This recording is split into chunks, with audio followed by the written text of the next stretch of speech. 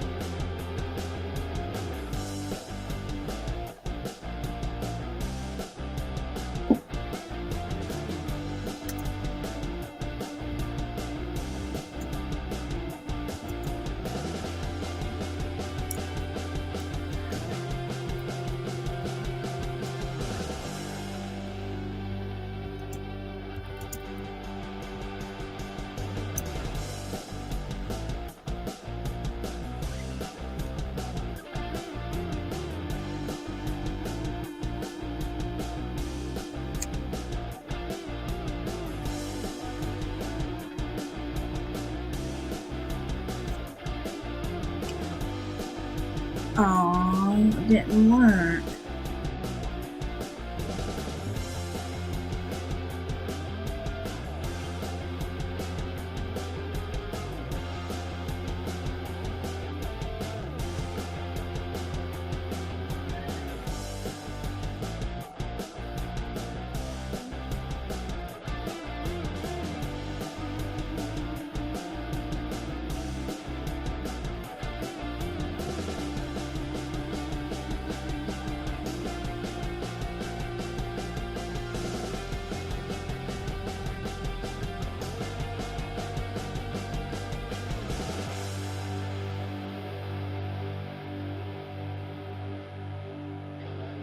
Wow. That was a good song. Here we go. Let's roll.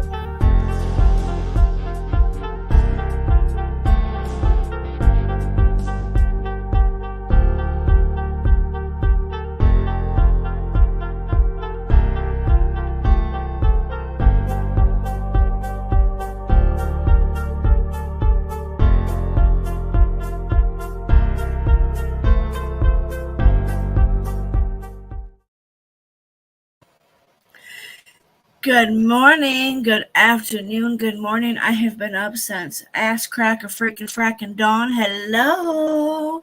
Hello, everybody.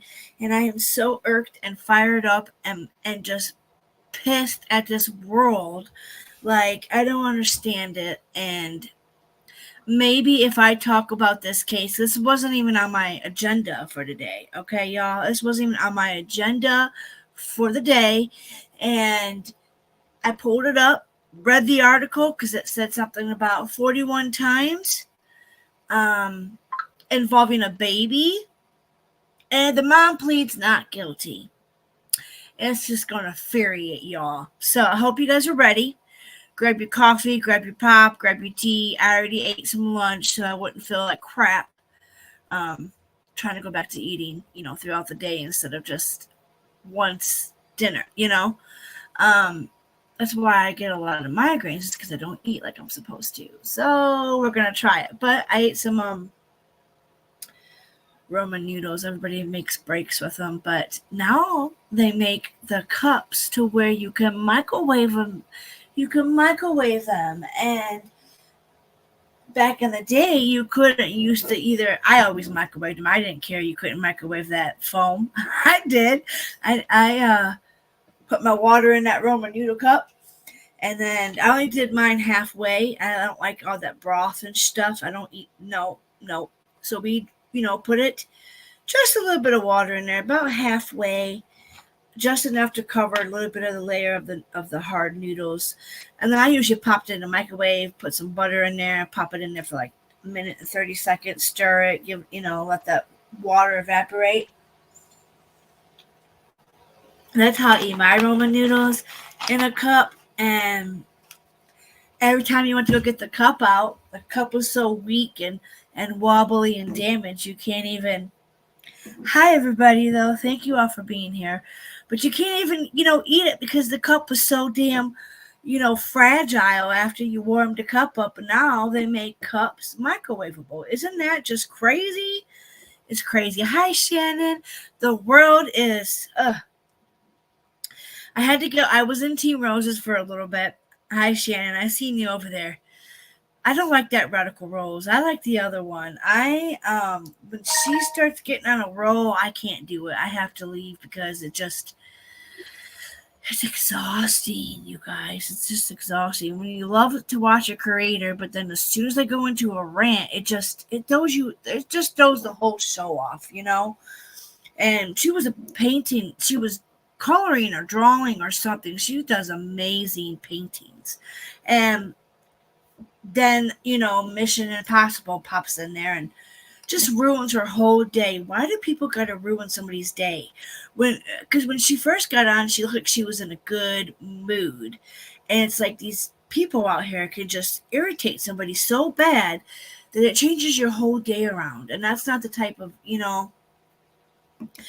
yeah, she goes off. I stay in the bushes. Yeah, I tried to now over there, but I wanted to say hi and tell her that I was there. And then that stupid dude comes in there and just, puts her in one of those moods that once she's in one of those moods, you can't change. You can't change it. She has to physically log off, go do what she does best, which she does a lot of good all natural alternatives, which I do like the all natural alternatives. Like I don't like taking Tylenol or, I've had an addiction before, so I don't like to take meds. Unless it's an antibiotic that I have to freaking take. So yeah, so this article was not on the agenda. It's about a mother. This is out of Washington. So I don't know if this is any close to Paper Cut. If Paper Cut is near this, maybe this would be a great case for her to cover. But I'm hoping once I come out with this, maybe I'll see some other YouTubers talking about this. I know I've seen a couple people talk about the baby one. No, but I haven't seen too many people talk about that until after. When I did my show, I got back on YouTube, and I seen YouTube was blowing up with both those stories, the two moms and the baby alert, which is what I wanted. I wanted that case to blow up. I want to get enough attention to it that we can, so that way when court time goes, we're going to get what we want to get. We want to get that justice, Unfortunately, with the baby alert, Romeo, I do believe he is safe. I do have a couple clips. We can go and watch some stuff on that. I also have a murderer back in Toledo, Ohio. I am so glad he is brought back from Indiana. The little fucker, guys, is back in Ohio. He had an arraignment today. It might have been today. Don't mind the garbage truck people for a moment. I hate taking meds as I am taking another dose of Mucinex. Oh no. Yeah, I hate nasty little coughs that just don't go away, Kate. Oh my gosh. But I heard Mucinex is really, really good. But I'm so glad this little fucker from Indiana is back in Toledo, Ohio. He is being arraignment, and let me tell you guys, this mother trucker was sobbing. I mean, he was crying. He shot a 15-year-old girl, Jalen. You guys remember me talking about Jalen? The 15-year-old? Oh, and I got the worst pimple right on my cheek. So people are going to be like, oh, she's on drugs. Why do people say that? People that have pimples or they get acne, it's not because they do drugs. I mean, come on, people. It's because they're not doing a good skincare and they're not taking good, or they just have, like it just irks me. Just little pet peeves that throw me off. I hate pills, but now I have to depend on them to keep me health tolerable. Yes, you know what? I did find out that with my system being like I have anemia, my system can't tolerate a lot of stuff. And so that's why I had to have a couple of vaccines, because I had asked, I said, so why am I getting this vaccine? Why are you guys trying to shove this hepatitis one down my throat? I don't remember which one it was. It was a vaccine. And they said that if you would ever perhaps to get this, I don't think it's the one that can kill you. I think it's the other one. But she said, your immune system is so weak, it would kill you. You wouldn't be able to fight it off. You need this. So I got it. That's when the ding dongs decided, the little Mexican lady, her name is Lanita. No, that's not it. Oh, she's a cute little Mexican lady, and I love her to death. She's so cute. She's always nice. Very sweet older lady. She was bawling her eyes out when she came in and told me. She gave me the baby dose. I'm like, ma'am. I think her name is Naida or Nadita.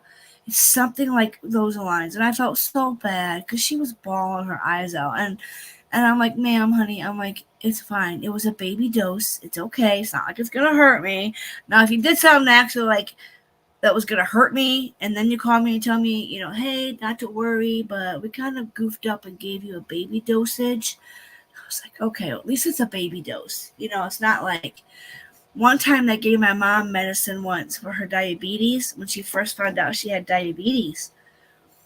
They overdosed her on insulin. I had to take her back to the hospital because she had went to the doctor's office, and this girl was in training too, I believe, before. But they do all the blood work, and I felt so bad for her. She was crying, and I'm just like, oh man, I just ruined this girl's day because she gave me the wrong dosage. Or like you said, it could be the toxin Spitfire. Yeah. So I got one on my cheek, so I have one of those expensive little, these guys. Look, I'll show you guys. Hold on. So these things are amazing. I live by these. So if you girls struggle with acne or pimples, Neutrogena makes these. And these are so fracking awesome. But and it minimizes it, and then it pours out. So it says it removes all the impurities to help pimples look smaller, flatter after one use. So you put this on for like 8 hours. I have it right here. It's right here. You put that on for 8 hours. I did it earlier. I ain't going nowhere. It's not like I'm going outside. So I'm like, I'm putting it on now. And it just like, it shrinks it. And then what it does is when you go to take it off, it pulls out all of that nasty stuff that's in there. So I'm really excited about that. It's going to be gone. It'll be I could just pop it and all that shit will come out of it. But they're expensive, you guys. These things is not cheap. But you get 24 patches. And I'm down to 2. I've had these for a while. But I went to the Family Dollar store the other day, and I found this box laying. Somebody had stole all the packets out of it. It's so bad. I heard a lot of Family Dollars are closing, but I haven't seen. My Family Dollar has a Dollar Tree right into it. It's just kind of cool. But my Family Dollar store has a lot of theft, you guys. There's a lot of violence and theft. The Family Dollar that I go to was the one that had the lady that came in there and tried to rob him with a knife. And one of the girls, the cashiers, one of them was not so different brand, but I got a sample.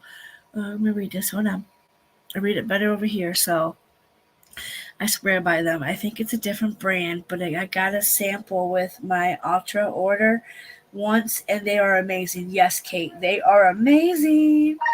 Hi, Ash.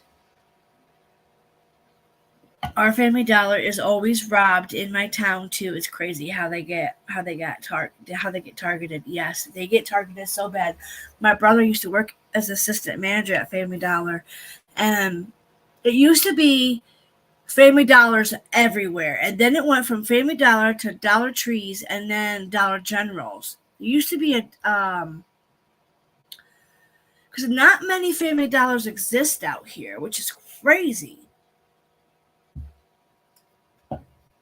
So Scoob got a couple. I got him 2 pig ears. He goes crazy over the pig ears, you guys. He's such a funny dog. I love him to death. I'm glad my husband rescued him.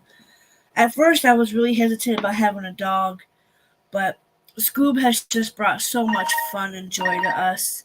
Oh boy, there's stuff happening. Okay. Doing good, Ash. I'm glad everybody's doing good. I'm glad my girls are here. All right, so before we get started, where do you want to go first? Do we want to go to the mother? Or do we want to go to Jalen, to the man that's being accused?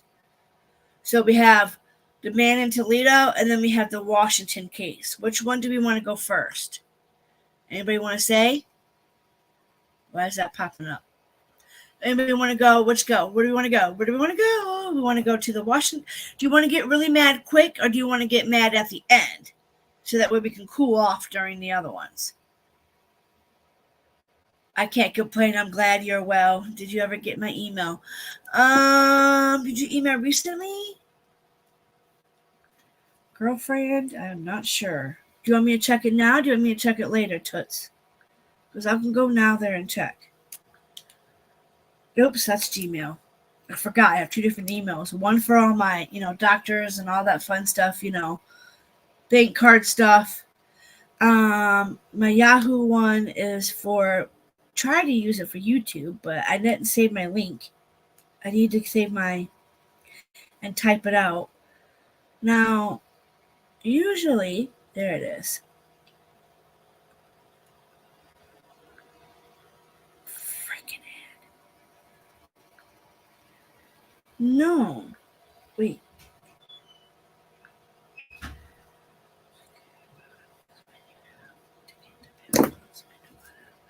Okay, I got Spitfires.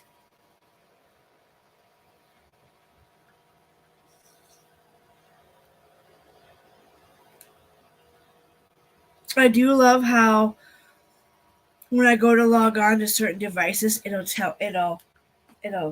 do all that fun stuff. Okay, let's go to the email question was Spitfire at Truthseeker, LOL. Yeah, I think I got. She's like, I'm not picky. I will listen while I work. Okay. Well, what I'm gonna do is I'm gonna play this clip and I'll look at my email. Okay. So. Oh God, you guys are gonna be mad if we go to that one. So I'm gonna save the Washington case because I have some reading in that one. So let me go here to present screen. And we're gonna go with. Oh, it does let me pull up the man. Lets me do both of them. It didn't let me do that before. All right. Can you guys see this? Just want to make sure. Let me go to my YouTube real quick so I can make sure. Yep, perfect. Okay. Let's get mad together, guys. Here we go. Particular here in Toledo, the man accused of shooting and killing. Look at this. A 15-year-old girl last month is back. He infuriates me. In Ohio, back in Toledo, facing a judge today. This is Robert Shields. You just saw him. He was arrested in Indiana during a traffic stop and was brought back to Toledo and booked into the jail yesterday. Look at him crying. Investigators say March 17th, the 18-year-old shot Jayla Perry in the head at a home on Park Street. Perry died a few days later. Her family says Shields was her ex-boyfriend. A preliminary hearing is set for May 1st. So young to just throw your whole life away. Why? Of taking somebody's innocence. You just took somebody's daughter away. Accused of shooting and killing a 15-year-old girl last month is back in Ohio, back in Toledo. Back in Toledo. Today. This is Robert Shields. You just saw him. He was arrested in Indiana during a traffic stop and was brought back to Toledo and booked into the jail yesterday. Investigators say March 17th, the 18-year-old shot Jayla Perry in the head at a home on Park Street.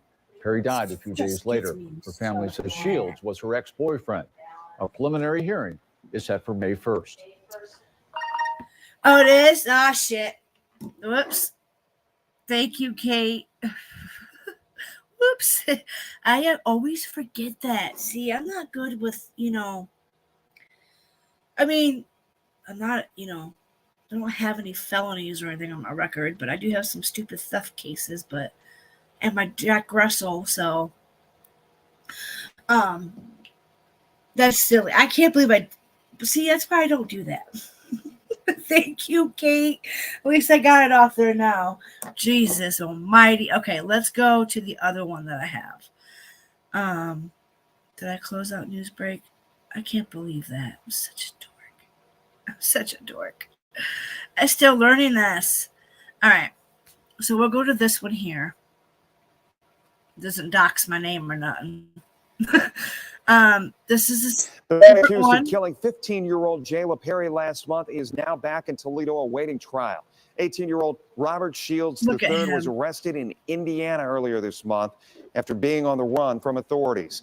He was booked on the murder. He ran, you guys. He took a run. He tried to run, but we got him. Charged tonight, along with a felonious assault charge and a robbery charge. So he's got all of that on one now. All right, we'll go to this one since it's in our thing. I did want to go over this. This is one of our things. Released at a press conference schedule. This is what came up last night that we didn't get to talk about. Sometimes the only thing more and then we'll difficult go than into running the a Washington business one. is finding the right words. I know everybody else had talked about this, but this is was this 12 hours ago?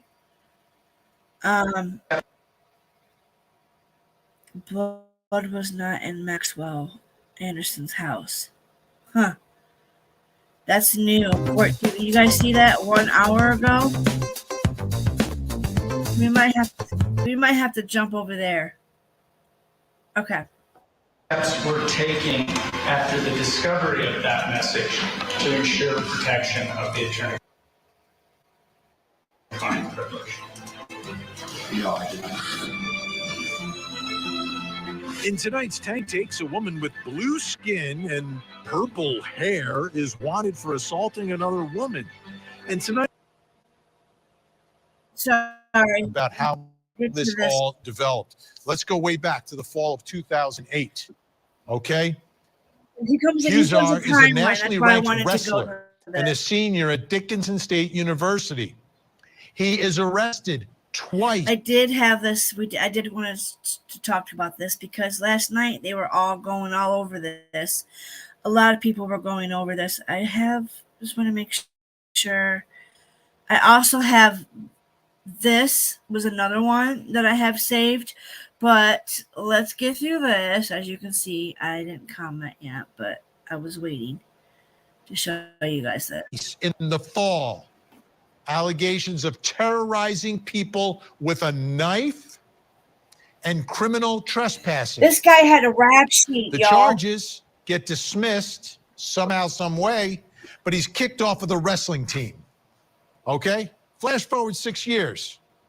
He completes basic academy and gets pinned as an officer with the Yakima Police Department in Washington. Flash forward 4 more years. Has his first day on his new assignment. I can't believe he was a and this cop, is where the trouble really begins. School resource officer for the Washington Hills Middle School. So sickening. Okay? September 20th, 2019. He files an anti-harassment protective order against the 13-year-old he is rumored to be sexually involved with. Oh my God, and if he's sexually involved with a 13-year-old, he's sexually abused. Okay, so if he's doing this while he's a cop, how is he a cop? Like,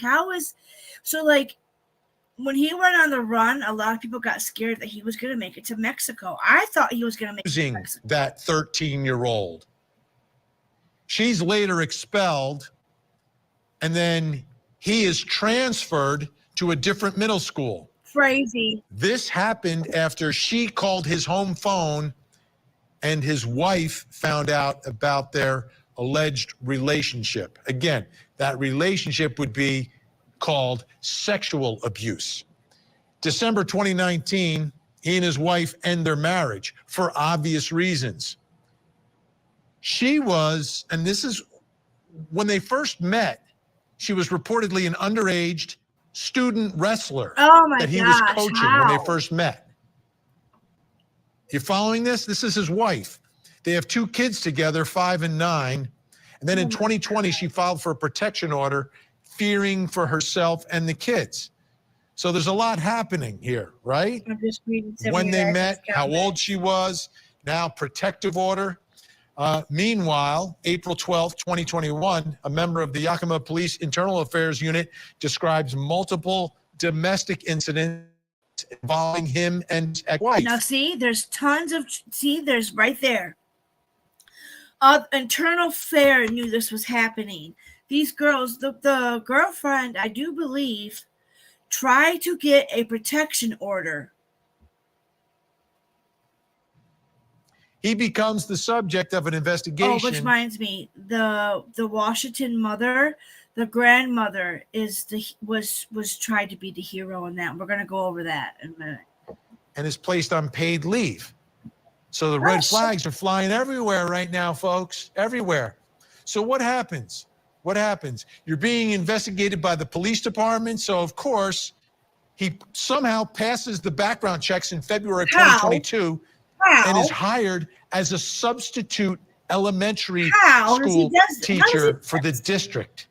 And then he formally separates from the Yakima police. I love when Vinny gets mad. Put a 1 in the chat if we like when Vinny starts to get angry. Because I do believe I watched this one last night. Because like I said, after I get off, I usually go make dinner. I talk to the hubby. We communicate about things. You know, get the dog. Dog gets his little few minutes of playtime. And then I usually either start digging or I'm watching other creators to see what's happening. But I watched this, and I'm pretty sure this is the one I watched. Department. Maybe not, because he's booted off the police force because of his conduct. So he somehow passes a background check and becomes a substitute teacher. Unbelievable. Angelica Santos and their baby, take a look. This is the girl. I'm going to say she's 17 when she was killed. And that's little Roman.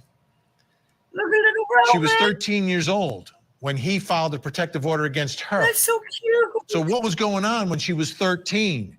She became pregnant with this baby when she was just 15. Oh, my God. On February 3rd, she called the police saying her,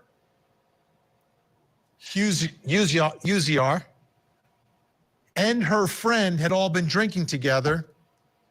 She woke up to him raping her unconscious 16-year-old friend. And he gets arrested. What the actual fuck? So his original charges, second-degree rape for the rape oh my God. His underage girlfriend's friend. Look at this, you guys. Furnishing. These are his. He's, oh my God. Alcohol to minors, and third-degree rape for getting his underage 15-year-old girlfriend right? Did they pregnant. come out and say he unalived himself? He gets released, of course, on a $200,000 bond on the condition that he stay away from underage girls and refrain from drinking. Well, he didn't do none of that. He was scheduled to appear in court for those rape charges, and that's when he snaps and people die. Thank goodness that baby's okay. His wife, ex-wife, Amber Rodriguez, was gunned down outside of the elementary school where she worked. This came just days after she filed a custody change for their 2 children together. A hearing for the custody arrangement had been set for May 14th. So she's shot right outside of the school in front of kids, including their own 9-year-old. Oh my God. So then after the shooting, they go to search the home, and that's where they find his girl. Her hair. Those curls are I'm sorry, but I wish my curls would hold like, oh my God, this is sickening. He did it right in front of their 9-year-old child. I don't remember all this details. Because I remember the cops didn't know, the investigators didn't know which lady was which. So. Girlfriend dead inside, and little Roman nowhere to be found. So these 2 young women who got involved, with this sociopath are now dead. Thanks, Vinny. He shot himself. We don't know exactly how he's doing, but so we don't know if he's dead or alive. Like, I'm seeing red flags everywhere, but somehow, some way, ended up back inside the school, back as a predator. I want to bring in our special guest joining us in Kennewick, Washington, reporter for Apple Valley News Now. Austin Reed is with us, and also joining us, legendary homicide detective Phil Waters. Thank you both for being here. All right, Austin, what's the latest here that we're learning about this story? And even if I went through some of the headlines, give us all these headlines so it really sinks in tonight. Yeah, so right behind me is our scanner in our newsroom here at Cap KView, Apple Valley News Now, ABC. And we heard it come over the scanner. Shots fired at the elementary school. So myself and my photographer, we rushed out to the scene. I mean, my dad used to have the scanners like that, but he also had a big one, kind of like you know, the big older square models of technically we're not supposed to be having scanners, but they sell them. But my dad is good with the popos back in my hometown. So my dad had every single code. He knew right where they were going to switch to, when the shit was popping off. Yeah, so I wouldn't mind getting a scanner. Mine probably wouldn't shut up. Had crews everywhere, from the park where police were set to give the media an update, to the house of the suspect, and then, of course, to the school as well. Look at him. It took hours for the SWAT team and the Richland bomb squad to make those demands to the suspect. They were trying to get him out of that house.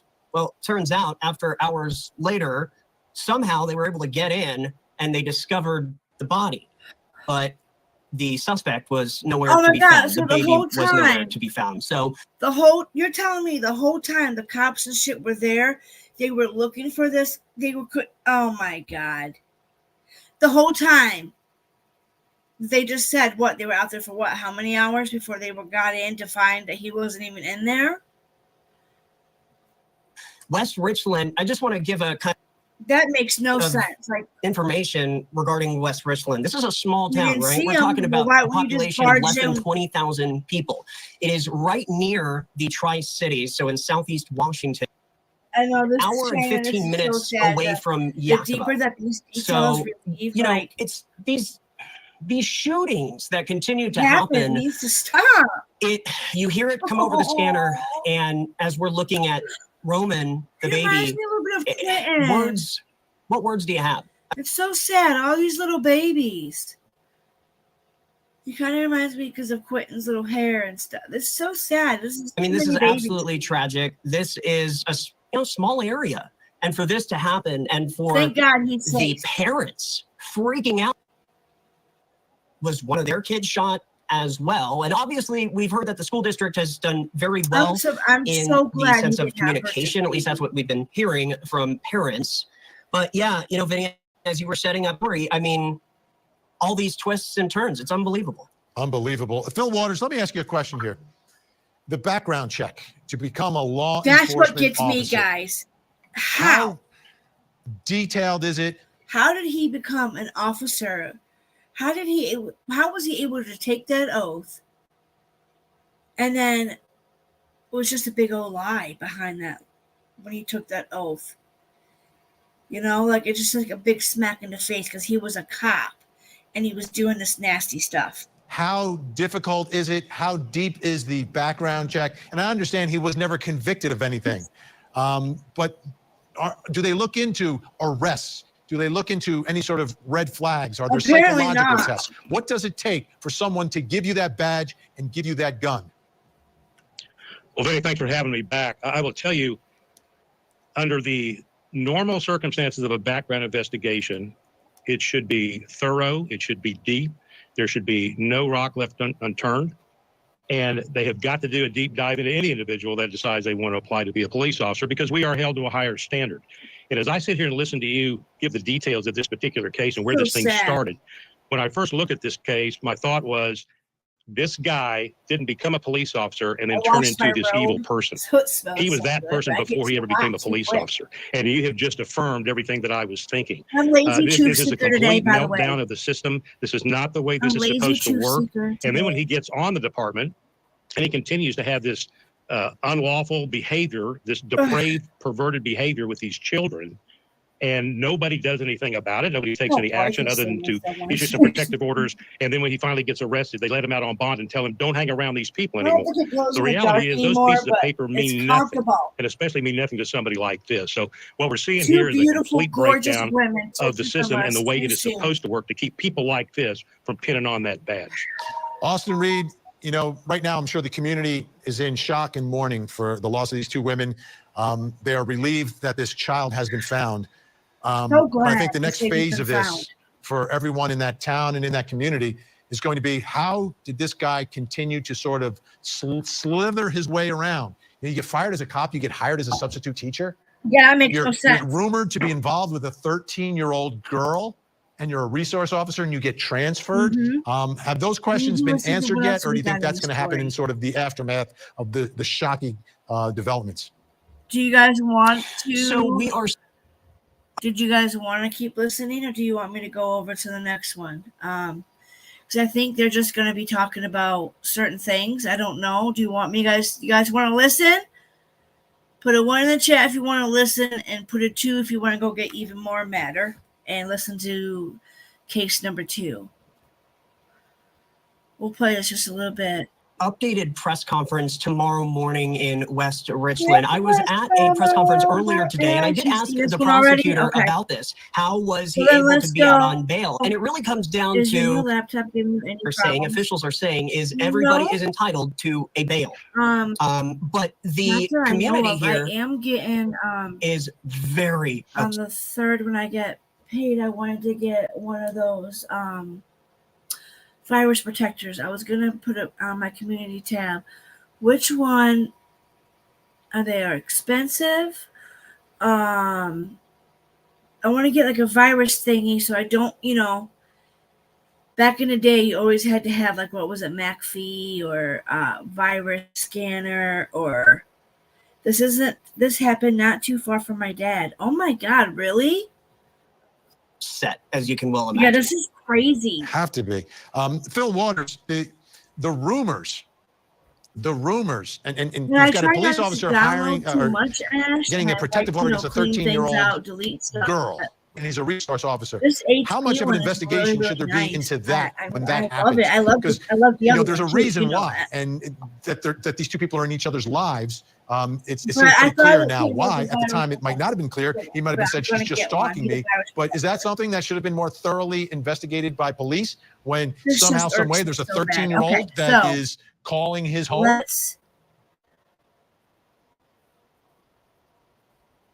Okay, so we're going to stop sharing that. I'm going to come back to you here. Hi, everybody. Okay, so I want to give you guys a pre-warning before we go into this.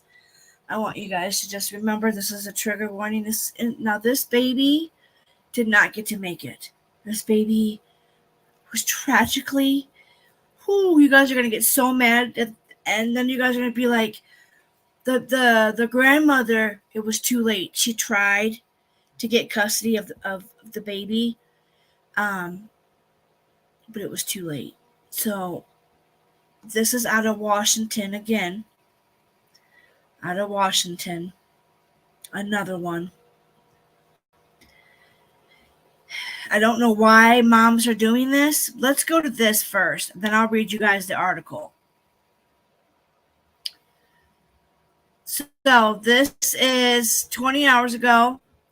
So this is a vet mother accused of unaliving her 4-year-old son, leaving his body on the side of an Interstate 5 in Pierce County last month, pled not guilty to charges in Snohomish County Superior Court Monday.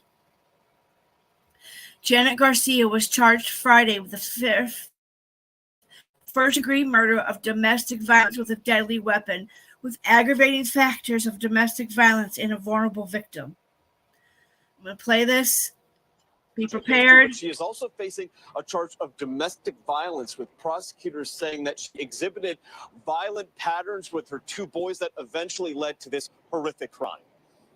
This is Jake versus Janet. Oh my God! Appearing Look at before her. a judge on charges that she stabbed her young son 41 times, Janet Garcia maintained her innocence. Yes, not guilty. Okay, plead not guilty will enter. I want to come Prosecutors across the insist computer the and evidence smack points her. in another drastic direction. They say Garcia changed her story several times, all while an examination of young Ariel Garcia pointed to a sustained savage attack. The number of stab wounds here indicate that this occurred in a prolonged period of time. Oh my As a result, God. prosecutors said Ariel's death was premeditated, something that brought Janet to tears. I don't agree with the premeditated. I agree. The judge was not buying it. Despite Garcia's lawyer asking for $500,000 bail, the judge set it at $3 million. I think that's an excessive amount. Yeah, there Throughout should it be all, an Garcia's excessive attorney amount. portrayed her client as a single mom. Whoa. There's no way in hell I would ever represent this chick. Ever. I would say put her up, lock her up. She done did it. Throw the key. Take the key. Throw the key away. Throw the key away. Lock her ass up. She done did it. We're going to fry her up like a pancake. Man, this lady makes me so mad. 41 times. The little boy was, 2 years old? Does it say? 4 years old. I can't. Oh my God. Struggling with addiction. To categorize this as brutal and cold-hearted, it's incorrect. This is not what happened in this case. What? Now that she has been charged, Garcia will go to trial on June 7th. June 7th, guys. And prosecutors say this whole case happened because Janet was about to lose custody of her two sons, including Ariel. Even if she is bailed out of jail, she is under a no-contact order with her other son, who is only 7 years old. Coming to you live from Seattle tonight. Ryan Sims.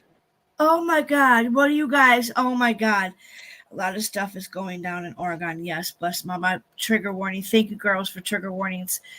True Seeker, did you see the mama who dropped her kids off on a highway and the baby got, oh my God, no. I did not see that one. Unfreaking real. I know, right?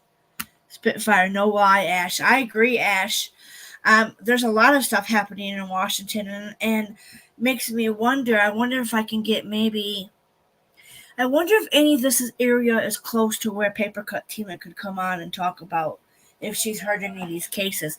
I think if Papercut Tina talked about one of these, I think it'd be really good too, because she's a little bit towards Washington. I don't know exactly where, but I do know she has stated it. I cannot believe this, you guys. Okay, so now, let's see, what is this? For more leads on the story, I have the actual article.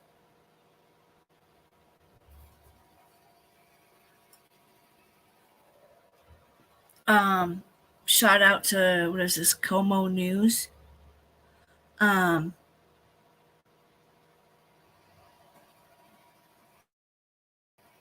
Baby safe, double murder, suspect dead in Oregon. Is that the one? Did we just watch? What is this? Is this a new one? Baby safe, suspect dead in Oregon. I don't know. Okay. So let's show you guys the actual. Stop sharing this. Come back to y'all. I probably could have just swapped over, but we'll just do it this way. Just because I want to show you this. Okay, so when I found this morning, I was so mad, you guys. So this was 12 hours ago, was updated, but it gives like it shows another video, and then it just kind of goes into details a little bit. There's a quick video. We can play it. If it'll play, it's probably going to buffer. As you know, it doesn't play good unless it's through YouTube. I don't know what it is, But anytime I play articles or videos, it just does better through YouTube. I don't understand it. An update now to a horrific and heartbreaking case. Today in Everett, Janet Garcia faced a judge and entered a not guilty plea in the murder of her own son, 4-year-old Ariel. According to court documents, Ariel's grandmother filed for emergency guardianship because his mother's drug and alcohol use had gotten so bad she couldn't be a stable parent. On March. Did you guys hear that?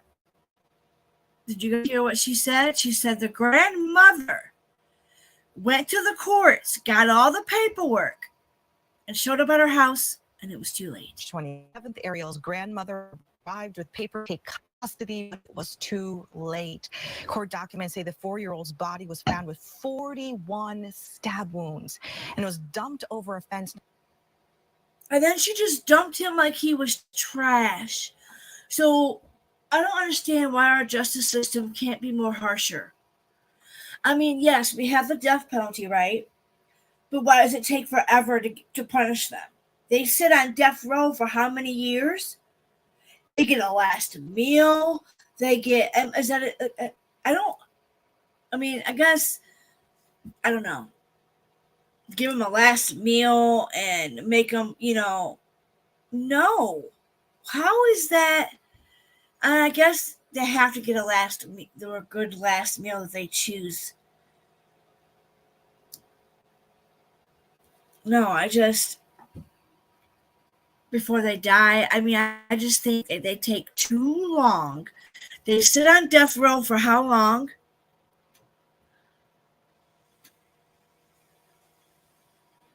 I know, bless mama, it's so horrible. It is unfreakingable, unimaginable. Spitfire and Ash. I know there's so much going on in Oregon. I feel like Washington is going crazy right now, and Oregon is probably a town or somewhere. This just irked me. Okay.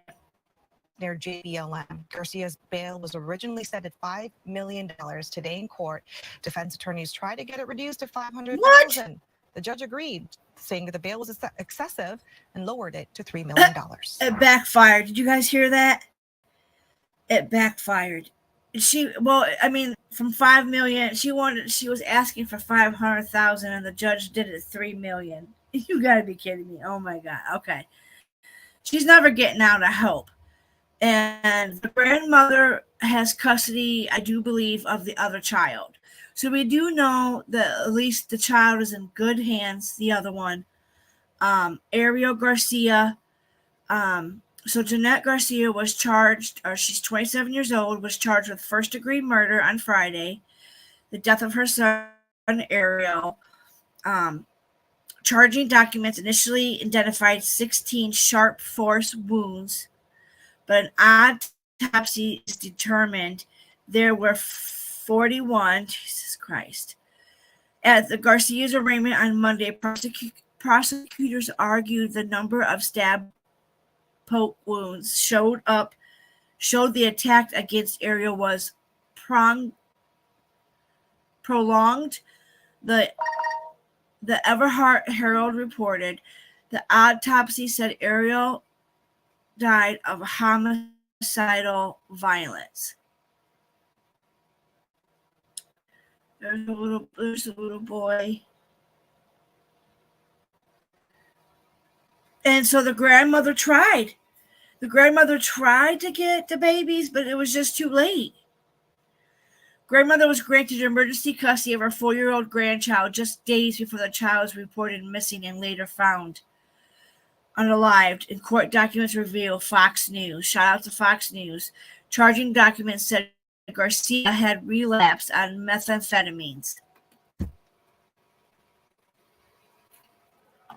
That's what meth does to you. Jesus. Oh my God. So she relapsed on methamphetamines. On March 27th, Garcia's roommate discovered bloodstains in their apartment and alerted local police.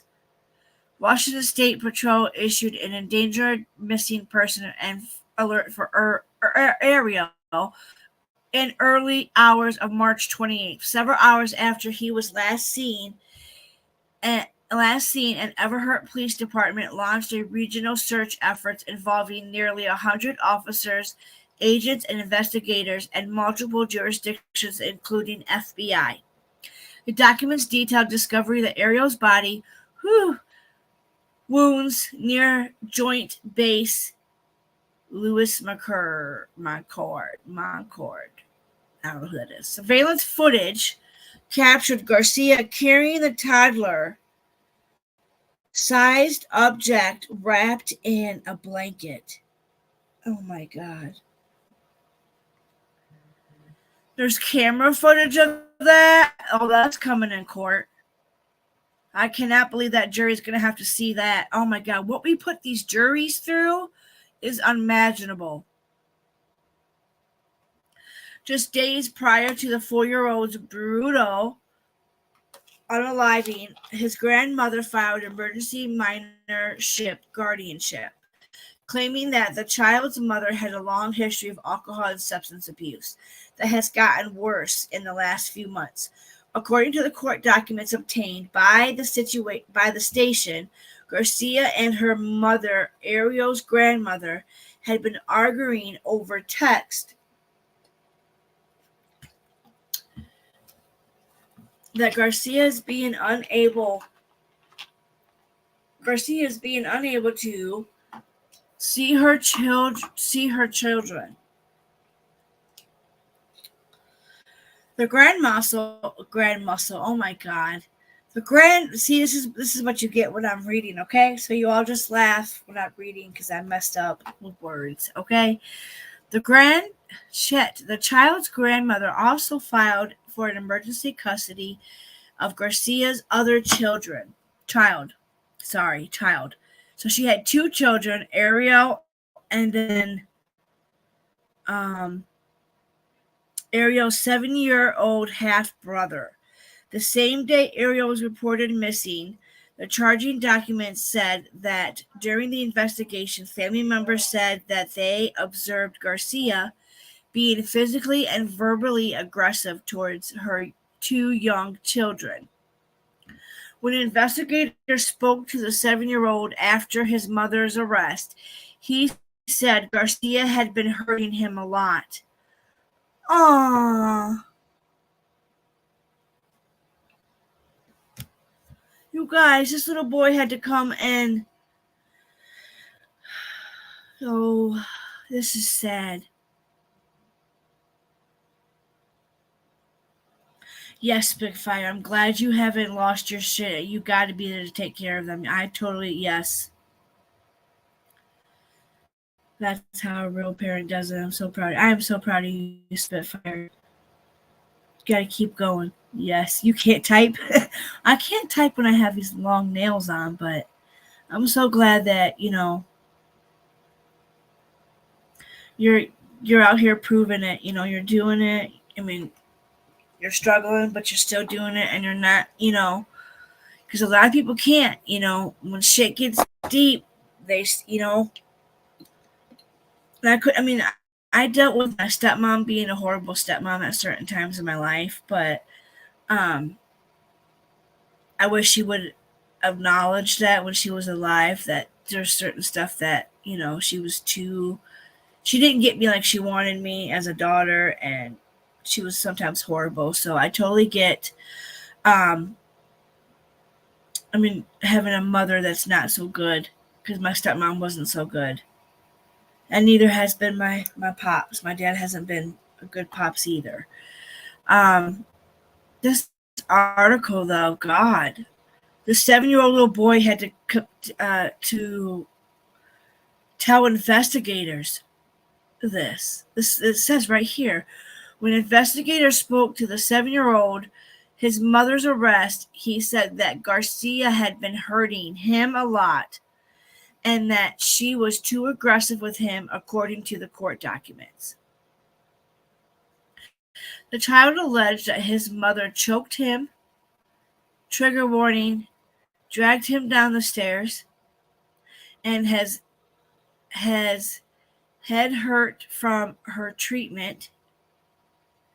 Garcia remains in a snootious County Jail on a $3 million bail. If convicted, she faces life in prison. Oh, so Washington doesn't have the death penalty? Does anybody know if Washington has a death penalty? I take it they don't, because it says here she could be facing life in prison.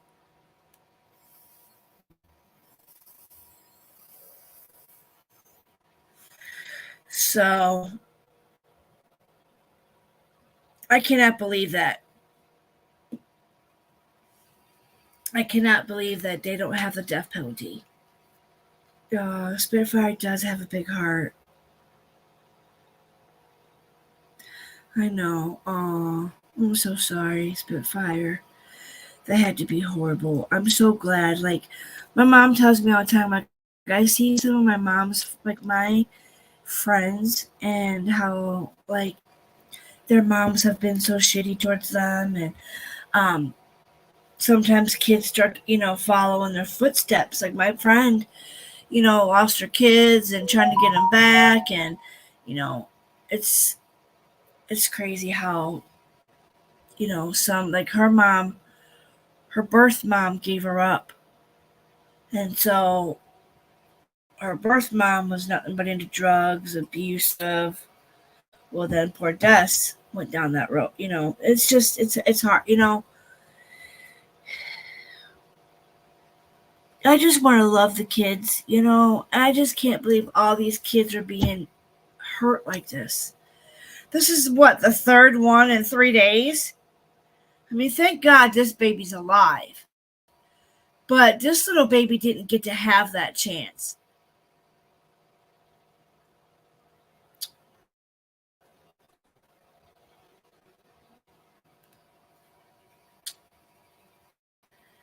I cannot believe it, you guys.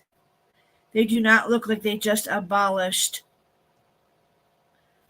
They do not look like they just abolished it in 2023, according to Google. See, as I'm saying, like, some of these don't get the justice. I don't know exactly when this case happened. I don't remember. I think it was just recently, right? And I don't remember it saying when exactly it happened. Come on.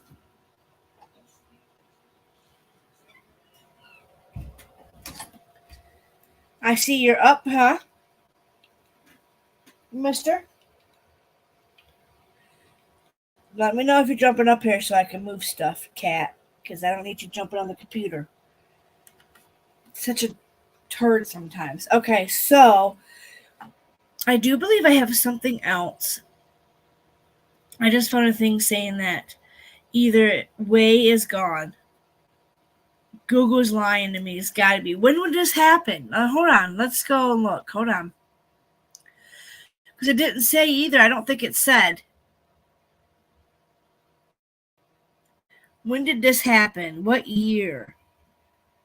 And why is it just now being talked about? It says March 27th. But it doesn't say.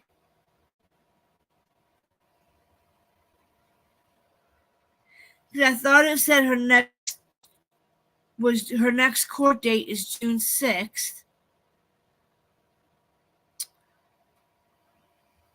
Original article source: mother accused. Watch it. Hi. Hi. Hi, hi, hi. Hi. Hi. I know, you just want to be all up in the mix, don't you? Don't you? I love you too, Mr. Knitter. You gonna watch me? Can you guys see? So, when was this? When did she commit this crime, and why is it? I know, Mommy's sad. I'm going over a sad case.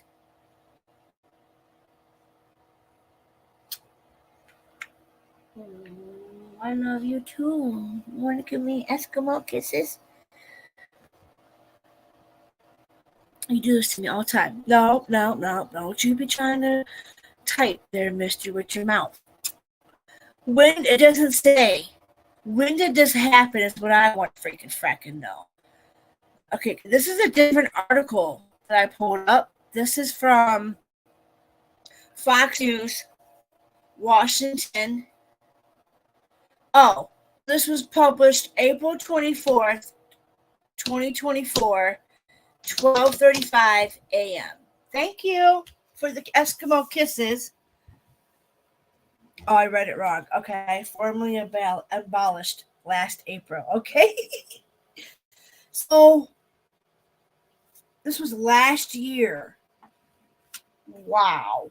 And it's just now going to court and stuff. See, that's what I'm saying. Why does it take so long? Like, is the justice system that backed up? And my next question is, maybe anybody can, I don't know why I don't know this because I took criminal justice, but I think they can only keep the evidence for so long, right? And then it goes into, like, if the case is solved, do they destroy that evidence then since the case is dissolved? What if it was like a person that didn't do the crime? How would they go back and check for the evidence?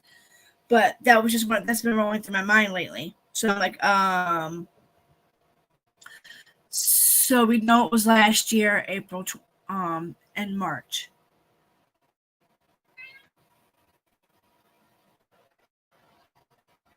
Yeah, buddy. Just days prior, I cannot believe that days prior, the grandmother tried to get custody of those babies.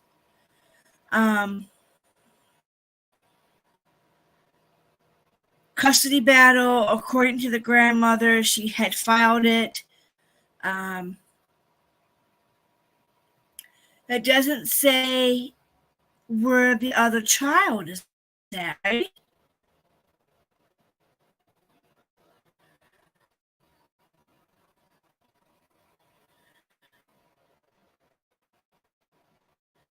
She faced life in prison.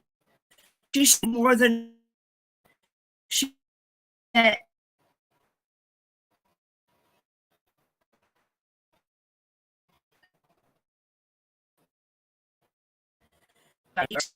The video. Let's hear this lady's excuses. Shall we? Shall we? This lady, look how bad she. See, that's from all the spots on her face. She's definitely coming off the drug. If she's on meth, that means, who that girl is. Oh my God, meth is some serious.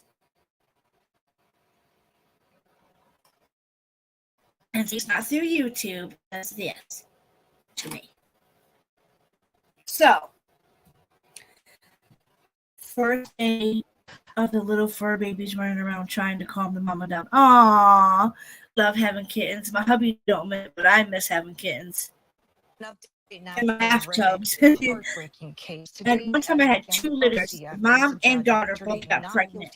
Babies. In the murder the mom of the one baby, the mom grandmother of the daughter, emergency guardianship because went and stole one of her babies and put it through the attic. So bad I had to get it out of the wall. On March 27th, my friend Kyle dug it out for me. Thank God the baby kitten was alive, but I heard its cry. I gave it back to Nutty Butter and she was so happy. And was dumped over offender BLM. Garcia's bail was originally set at $5 million. Today in court, defense attorneys tried to get it reduced to $500 million. Agreed, saying the bail was excessive and lowered it to $3 million. So it backfired on her. She thought she was going to get it lowered, and it didn't work, lady. It didn't work. I cannot believe that lady. How in the world? And now she's only going to get life in prison. I have a jacuzzi-sized bathtub. Maybe she'd feel better in there. Yeah, you could definitely put her in that bad boy. Yeah, because and like my cat, as soon as I showed too many people, she went and moved them. Like she was only happy with me or that's it. She didn't want my nieces and nephews seeing the kittens. And so they do that. And then it's hard to find them when they move them.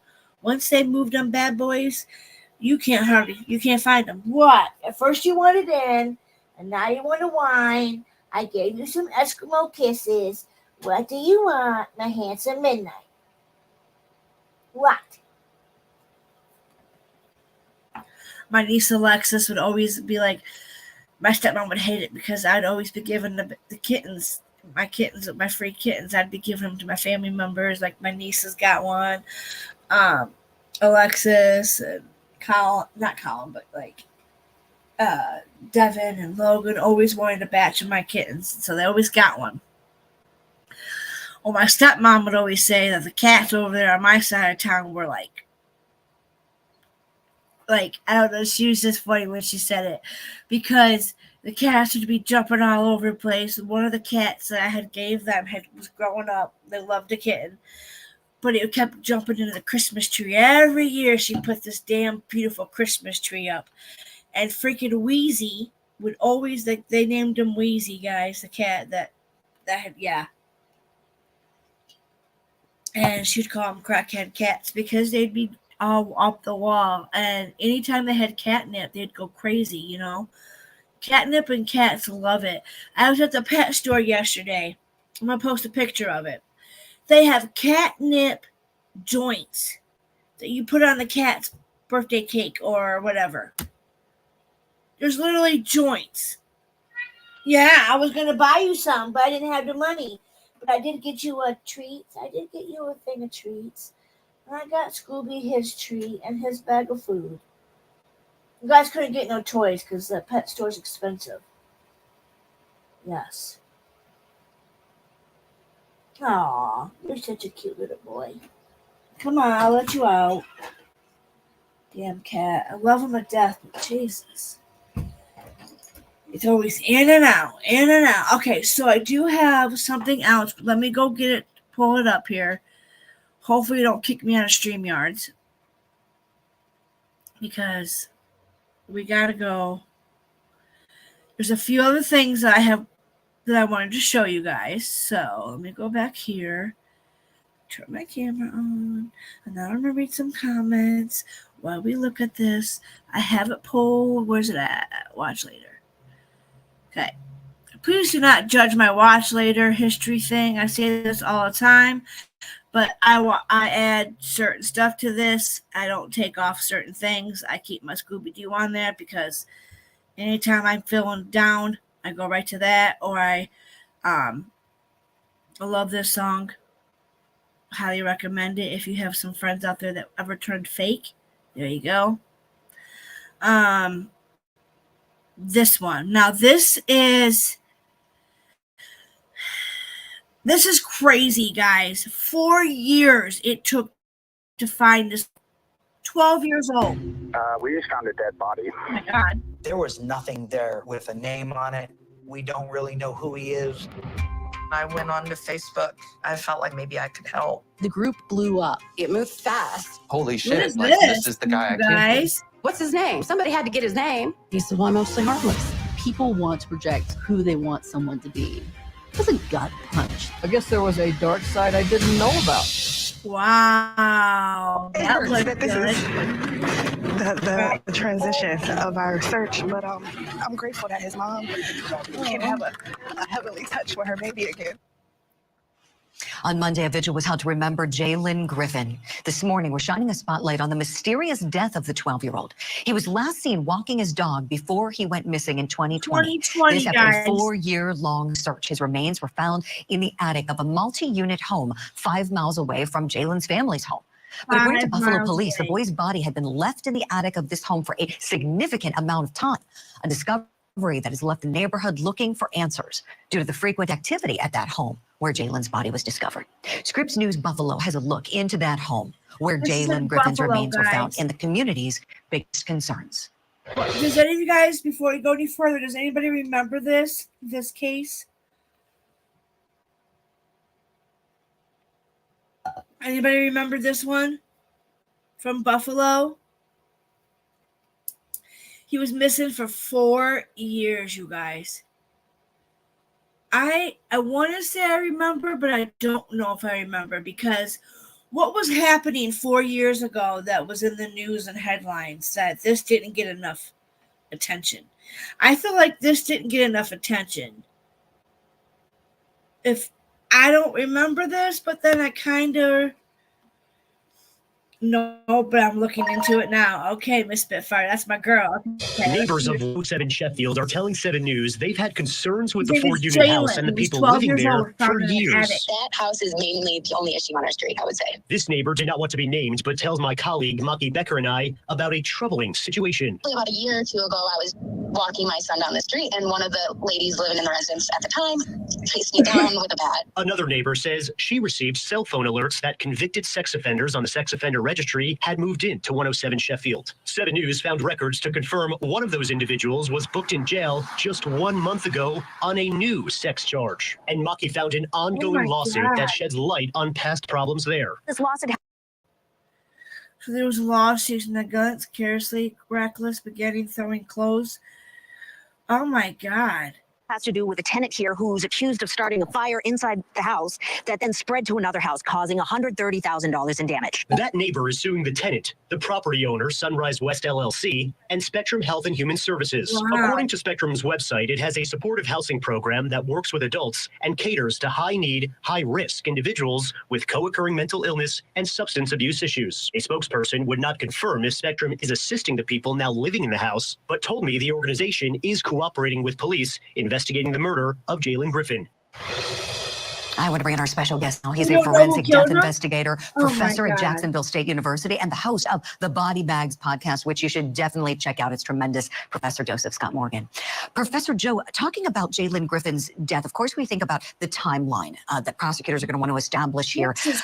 Going back so many years, tell us, how valuable can an autopsy be in determining the death timeline for Can I this dig child? into this, you guys? I mean, It's going to be significant, Julie. The reality is that I mean, I don't know how much more we can deep dive, but we can listen to this. And if there's more digging that I can look on this little boy, I will. Because this is sad and this is unsolved. We don't know who did it. I mean, granted, yes, the mom can now raise her little boy to peace, but she's not going to get no peace until they find who did this. Who could do such a thing? they are faced with a body that has essentially been hidden, in my opinion, for 4 years. So you're not going to have, and I'm going to be very blunt, my friend, you're not going to have any soft tissue. If it is there, it's going to be almost in a mummified state by this point in time. So are they going to be able to get anything? And nobody could smell that? picking up on things like contusions, bruises, even certain types of other blunt force trauma, like lacerations, might be hard to appreciate in these circumstances. Remember, the ME. He went missing. He was walking his dog. He was walking his dog, and he went. Work with this young man was his dental records in order to get him identified. That's how degraded the remains were. Oh my and so goodness. this is going to be a real problem. And of course, you know, it all comes back to a central point here when you're talking about an investigation like this, particularly where you have a body like this young child that is sequestered in this area. Who had opportunity and access to the attic? It's one thing if you find a body on the front porch of a home, but you're talking about getting into a space in the upper portion of this home. Who had the ability to do that? And I would think that there would be quite a bit of data about those houses are close together. That thing looked like, hold up, let's go back. Let's I'm not gonna go all the way back, but does it show the damn?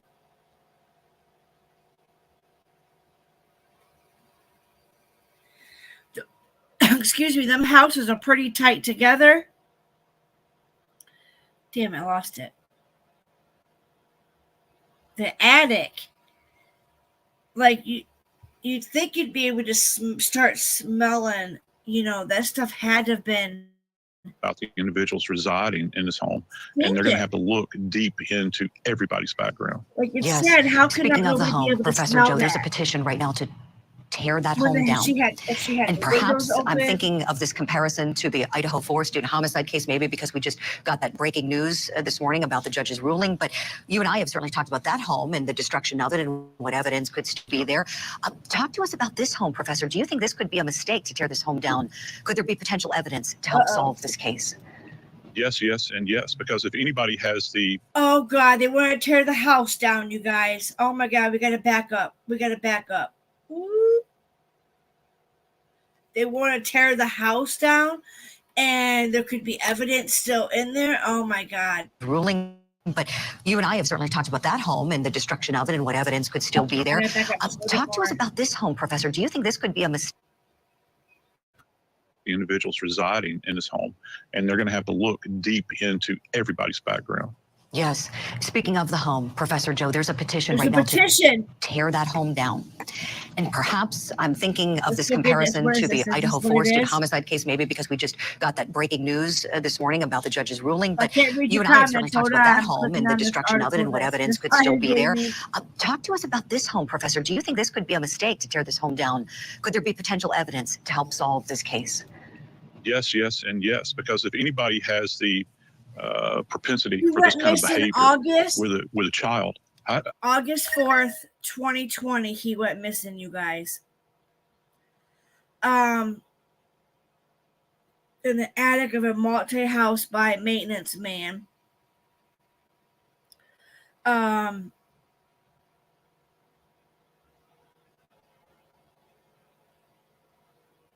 Oh my God, there's the audio. Okay, let's listen to this. Let's keep going, then we're going to go back. How do they know that something else sinister hasn't taken place in that home? This rush to tear down dwellings. Look, there, it's no secret. I mean, Buffalo has had a history of homicides, some violent crimes up there. Are they tearing down other homes? Why this home? If you want to get it vacated, fine. No longer in use, board it up, but don't throw the baby out with the bathwater here. For goodness sake, keep the structure intact and follow. They still don't know who did this. Exactly. Right? So the home itself, this location could be the biggest piece of evidence that you have. Remember, you've got a body that was down here that was in an advanced state of decomposition, to say the very least, Julie. How do you know something else hasn't occurred here? So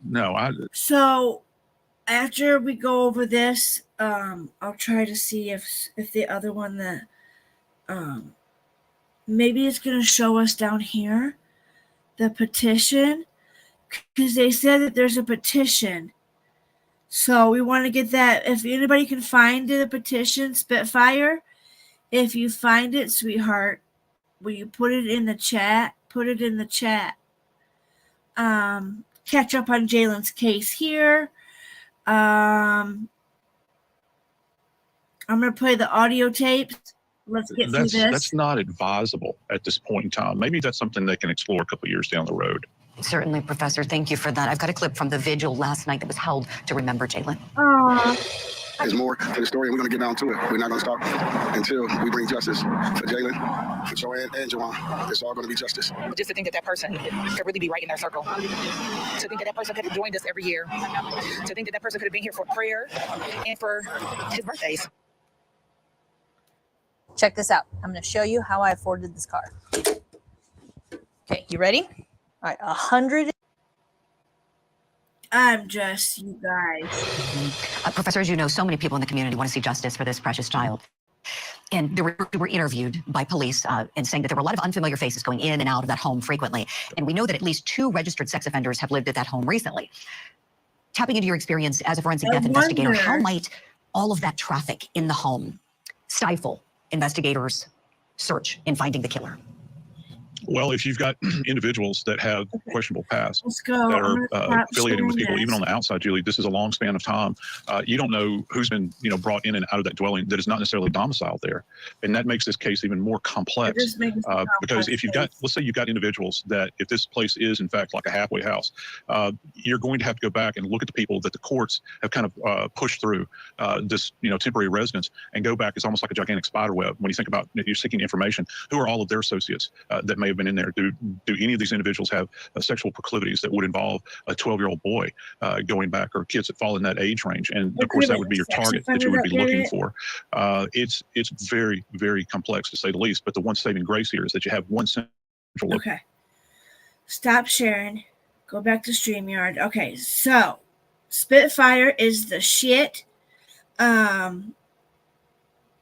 Okay, so I know the hell. Wait, let me read this. Let me read some of the comments. Oh, yeah. My dad's on blood thinners. He can't stop taking those because he'll get clots in his leg. Oh, my God. No. I know it's sad to know that his mom died before they found him. Really? His mom died? I didn't even know his mom died. Oh, my God. Okay, so I'm going to play this off my phone. I don't want to click it on here, and I have too many browsers up. I don't know if I can close them out. But we watched that one. Watched that. Okay, so let's listen to one of the 911 calls. This is in Sheffield, Avon radio call.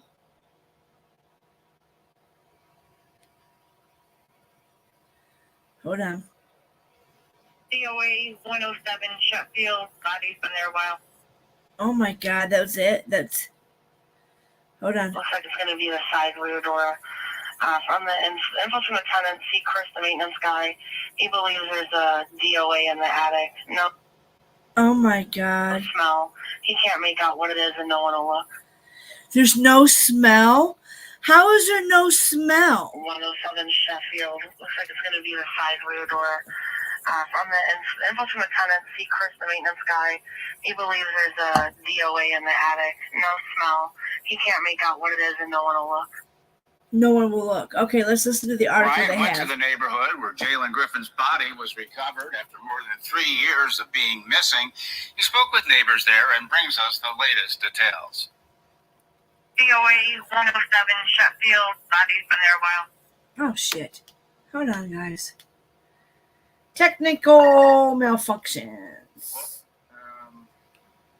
As you know, earlier today released Stop playing. Jason Christie. Stop it. Other coaching duties. Stop. I don't know how to close those. I want to say thank you to them for their hard work, their dedication.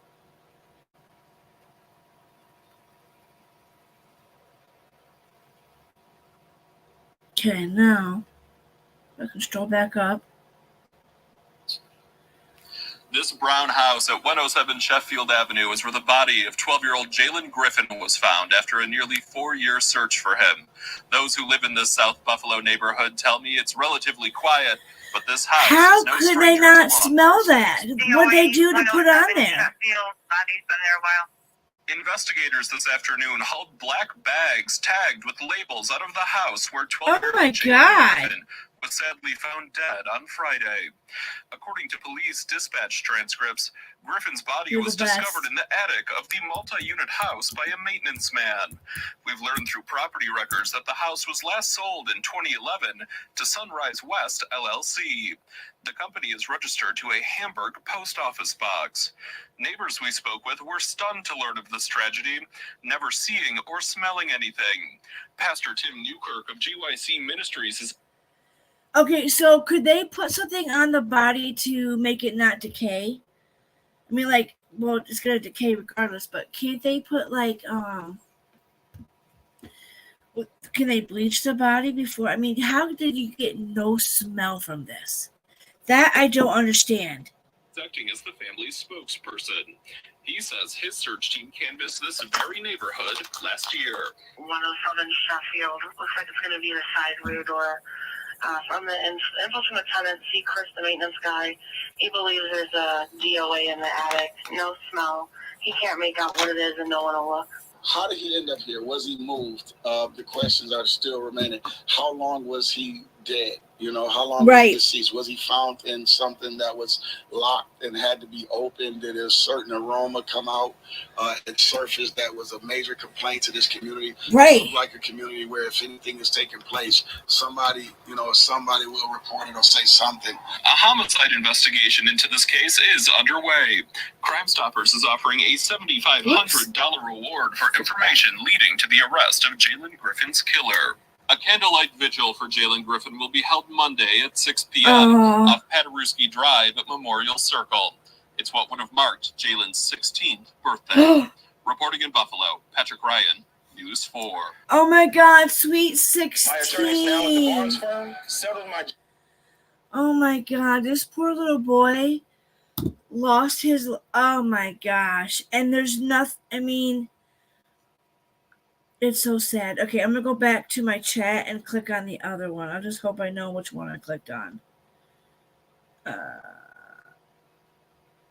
Daily Mail. Oh.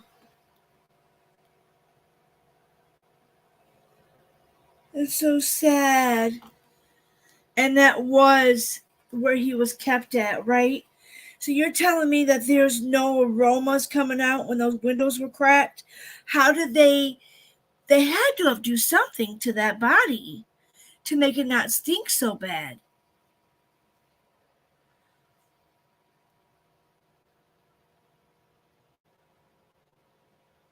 I gotta find a new one. That's stressful too, isn't it?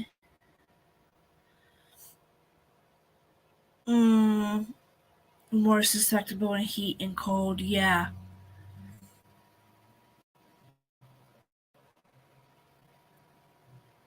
The brother was shot and killed right after. Oh my God. That is horrible.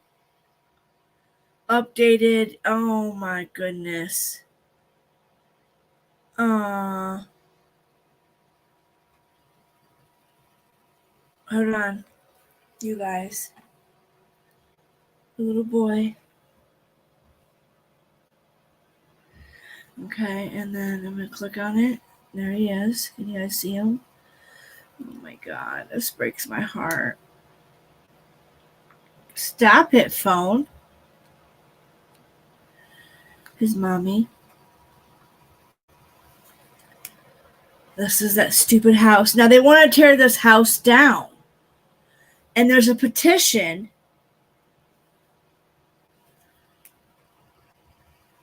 to stop. Jalen's body was found 5 miles from where he was last seen, nearly 4 years after he left the family home, headed to a nearby convenience store.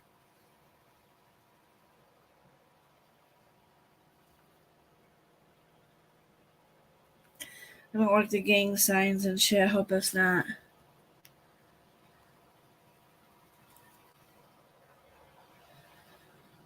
But this is in Buffalo. So, of course, you know. Okay, so the search of the missing 12-year-old came to a gruesome close last Monday when police discovered his badly decomposed body in an attic just months after his own mother's death. Jalen Griffin was last seen on August 4th, 2020. He was headed to a grocery store in Buffalo, New York, but never returned home.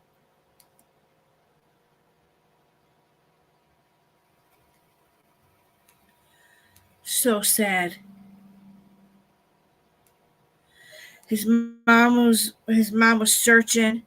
Okay, so then a maintenance worker stumbled upon him.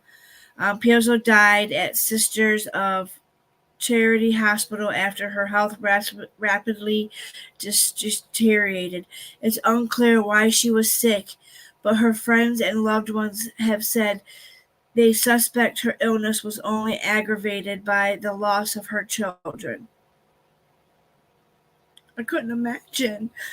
3 months after Jalen's disappearance, Piazza's older son, 18 years old, Jaywan, was gunned down just steps away from the family home.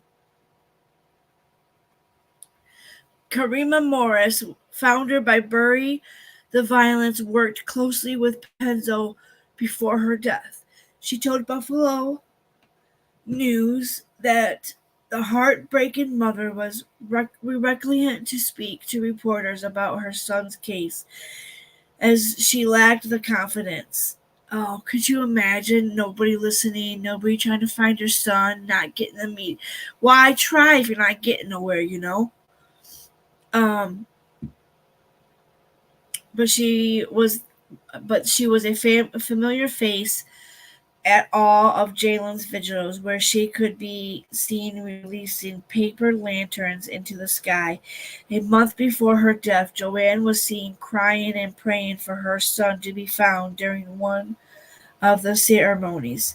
Perza continued to cling to her son's memory. Holy shit, you guys. Months after Jalen's disappearance, she posted a birthday message to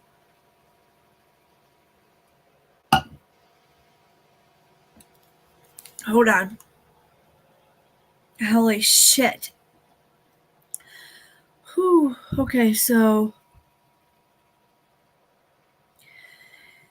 Jalen's disappearance, that she posted a message to Facebook, her last post before the account went silent. Wherever you are, whew, I pray that you are safe and able to enjoy your day, she wrote.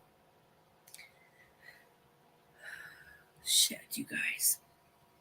Wow. While Panzo hesitated to speak to members of the media about Jalen's case, she attended all visuals and when seen sobbing at one of the ceremonies just a month before her death. I hope they don't tear the house down. Was you able to find the petition?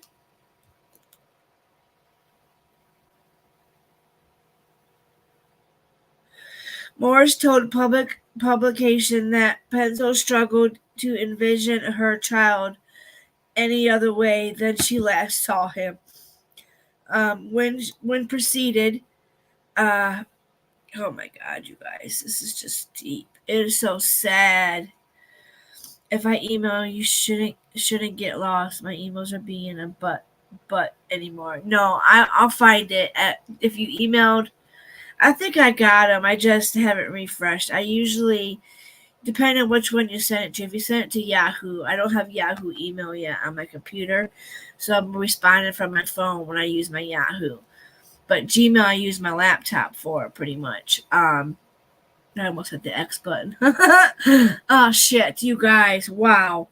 Damn.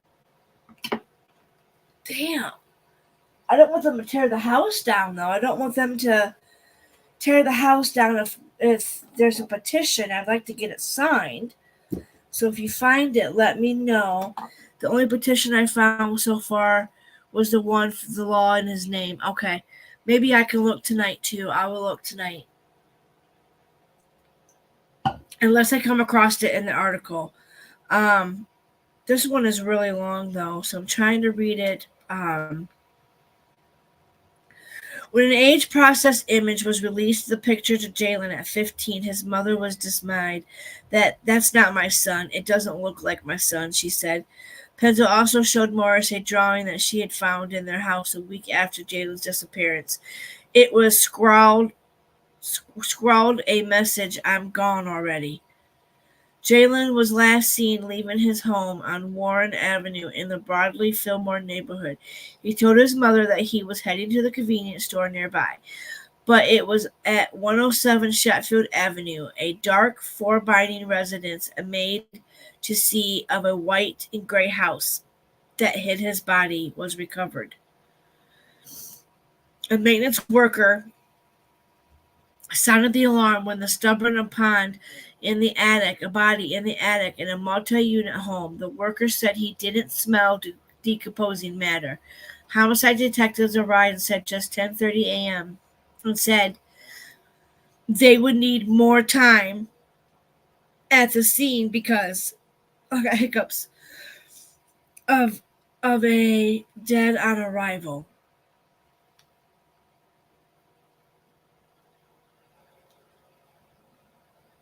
They held a press conference I'm going to see if it plays. Until then, it says Buffalo Police. Here we go. We're here to provide an update on the search for the missing don't you start. person. Case of Jalen Griffin. With me is the acting district attorney of Erie County, Mike Kane. So sad, you guys. While this plays, I'm going to try to read the comments. Morris with the Bury the Violence. My deputy commissioners, first deputy commissioner Al Wright, Don Kent, chief of detectives, Craig Macy, and special victims unit detective Joel Benz. So an update on the Jalen Griffin missing person case. So Jalen was reported missing on August 6th, 2020. Through the investigation, Jalen was last reported to be seen on August 4th, 2020 in the vicinity We'll of his find home. a way to check the doctors The case out. was Yeah. handled by the Buffalo Police Department Special Victims Unit. Our Special Victims Unit handles, among other investigations, they handle all missing person cases within the city of Buffalo. They conducted that investigation that began, God, yeah. which included a significant amount of I've been taking all my medication again now. My iron pill, my vitamin D, searching Mazola. with cadaver dogs, fields. They also conducted coordinated grid Tell her I'll searches try to get within the city of when I Buffalo and get to areas work. Okay, honey. outside of the city of Buffalo. So, it's still going. Okay. I cannot believe this. Every tip that came in, including multiple psychics that called in tips, spoke with our detectives, and even based off of those tips, we searched all of.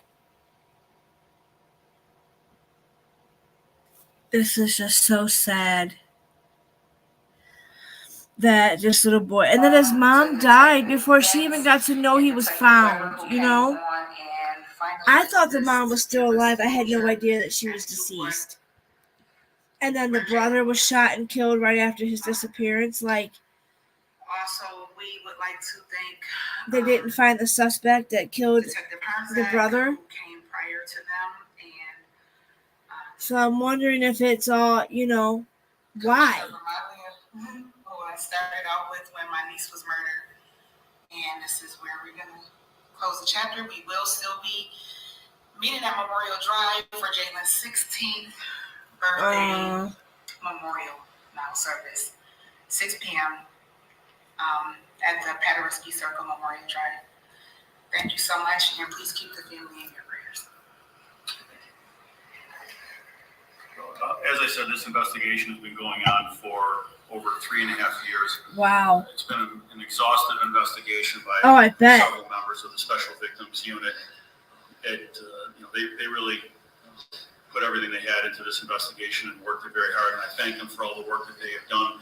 It's the work that they have done that is allowing the homicide squad a significant advancement in the beginnings of their investigation. This will be a joint investigation by both squads, and as I said, we're going to work very diligently on this, and I thank all the detectives and Special Victims Unit for the amount of work they put into this. This is nothing short of a tragedy for a 12-year-old boy to go missing, and for it to end this way. This is an absolute tragedy. It's very sad. It's very hard to get through this press conference, but we have work to do, and we're going to continue doing that work. So, and this was on April 15th, was the press conference?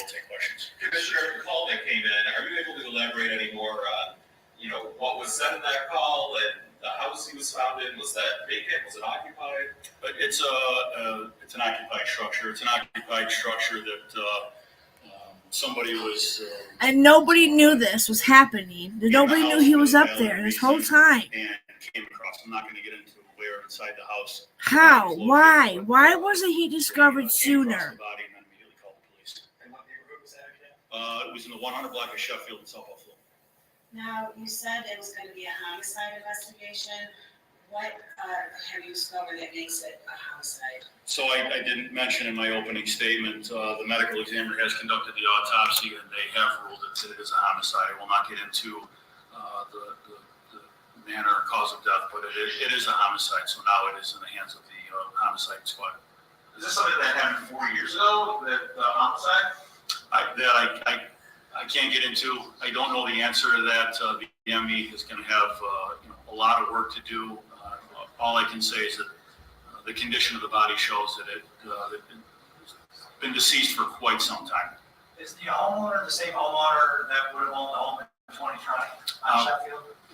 We're looking into everything. I'm not going to, confirm that information. Are anyone currently being interviewed or questions in connection with this? We've been interviewing a lot of people. When I say we, the detectives have interviewed a lot of people. That will continue. As you see the Crime Stoppers flyer up front, there is that reward that stands. There's a reward of 7,000 and 500, guys. And you can call Crime Stoppers 867-6161. 867-309. I love that song. We're hoping that some people will come forward. I think that's how it goes. 867-309. Yeah, Spitfire. That's what I can't understand, girl. Is how does 4 years go along and they don't smell it? The tenants in that house don't smell that shit. Like, can I tell you? I'm gonna tell you a story, okay? My mom had given me this Rachel Ray pot, okay? One of the big, huge, steep pots, okay? I bought it for her birthday one year. I got her and my stepmom matching one, so none of the moms could bitch at me because they didn't get great gifts. I always had to think about both moms. When I did Christmas, I made sure that I didn't overtop the other one. But then I did because it's my mom. My mom got some nice stuff. My stepmom once got a pots and pans set. My mom went through the roof. And I'm like, Jesus, Mom, you got nice and pots and pans last year. This year was Teresa's year. Like, it was fun. But anywho, so my mom had gave me these baked potatoes. Do you see where I'm going with this? Okay. Me and the hubby lost those potatoes eventually, okay? Well, one day, I'm at work, I think it was. I was at work, but before I had left work, I had mentioned to the hubby that there was this smell, like rotting, decaying type of smell. Well, I get home from work, the house is all open, windows are open, everything's airing out, and he said, babe, I found out what that stinking smell was. I said, oh my God, what was it, baby? And he said, you remember them potatoes your mom gave us from the food pantry? And I was like, I was wondering what happened to those potatoes. And he said, well, remember that orange pot you had on top of the refrigerator? I was like, yeah. He said they were in there. And I was like, oh my God, I forgot I stuck them in there so they wouldn't get nasty. And he said they were maggots in there. And I was like, oh my God, throw the fucking pot away. I couldn't believe that shit. Because I didn't have enough storage for this pot. So I just set it on top of my refrigerator. Because it's a pot that you only bust out when you're doing corn on the cob, pastas, or chilies. And you got a big ass family. This was one of those Rachel Ray's big ass orange pots with a big old lid, old fashioned with a hand. Yeah. Man, that shit smelled so bad. So, if that's a baked potato can smell like that, I can only imagine, so how in the hell does this happen? Let's continue with this because I don't want to drag you guys here forever.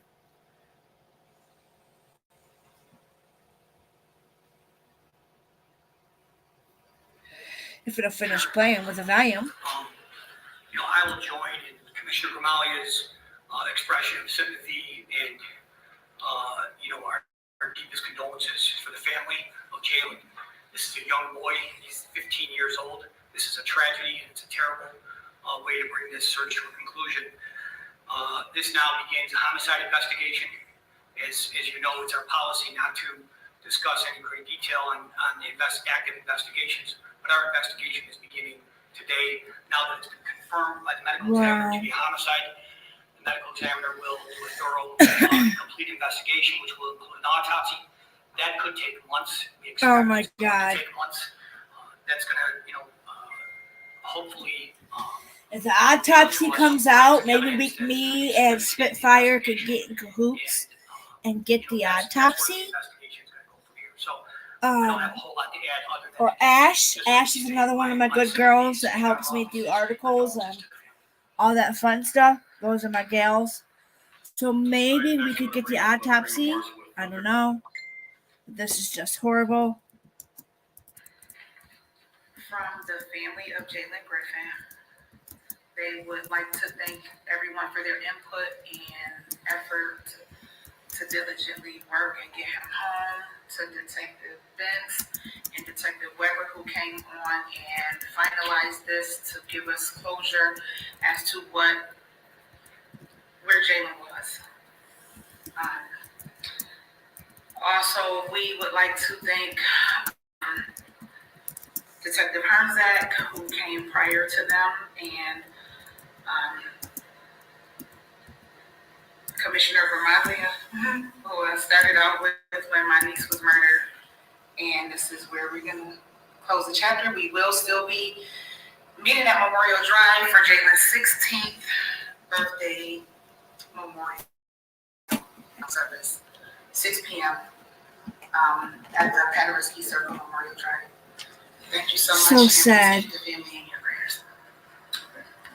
So, as I said, this investigation. I wonder if the mom, because I know the mom is deceased. But I wonder if the mom knows that her baby was found. They're in heaven together. Oh, yes. I want to feel that. I want to believe that too, that they're together and maybe they can shine down bright and let them guide them to who did it, Who took the brother, him. Because we know it's a homicide, because how did he get in the house? But I don't understand how nobody freaking knew this. Nobody.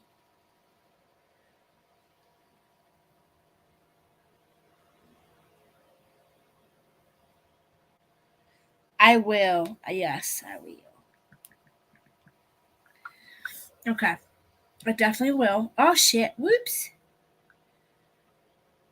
I just cannot believe this. I really hope, This is nothing short of a tragedy. The mom and them up there. And for it to end this way, this is an absolute tragedy. It's very sad. It's very hard to get through this press conference, but we have work to do, and we're going to continue doing that work. So we will take questions. There's not a lot we can answer. We'll do the best we can, but we will take questions. Commissioner, the call that came in, are you remembering any more, what was said in that call and the house he was found in? Was that vacant? Was it occupied?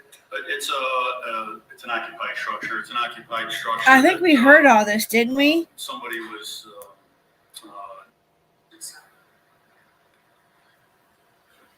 Anyone else?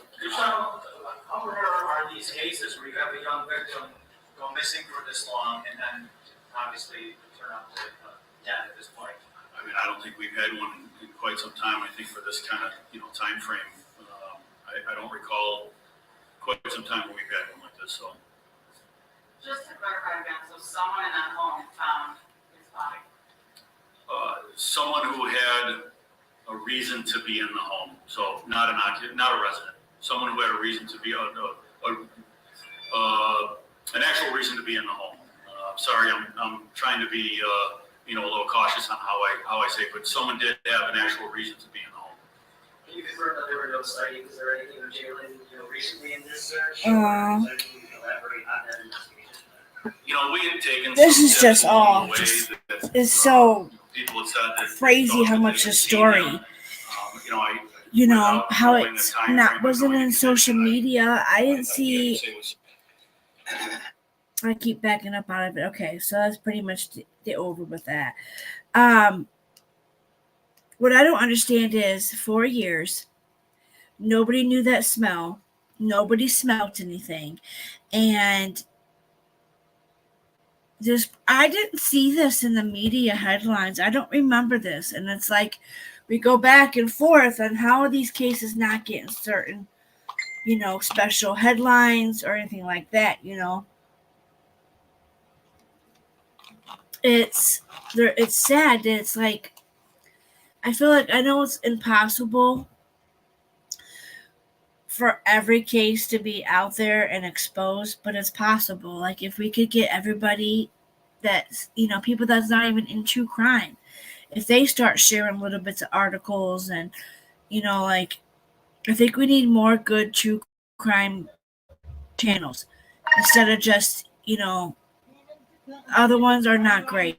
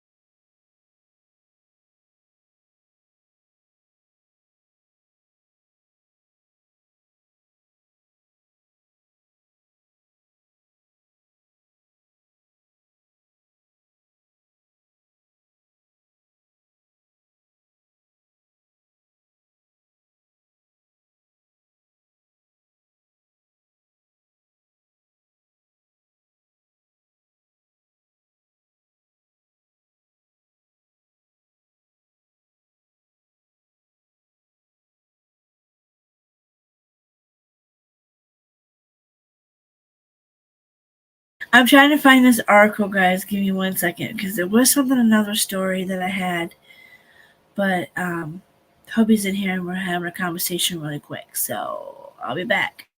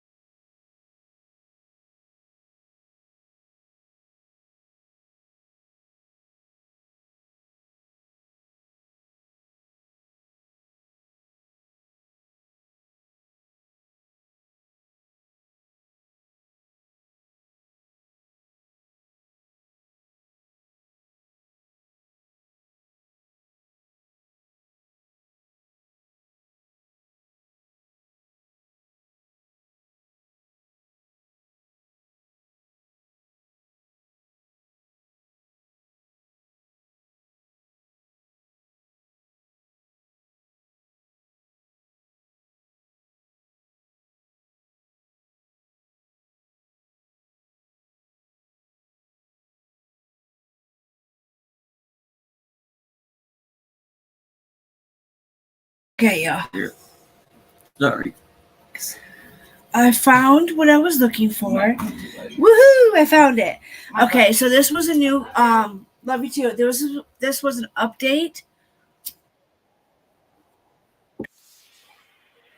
Hold on. That's already going off. Shit. Hi.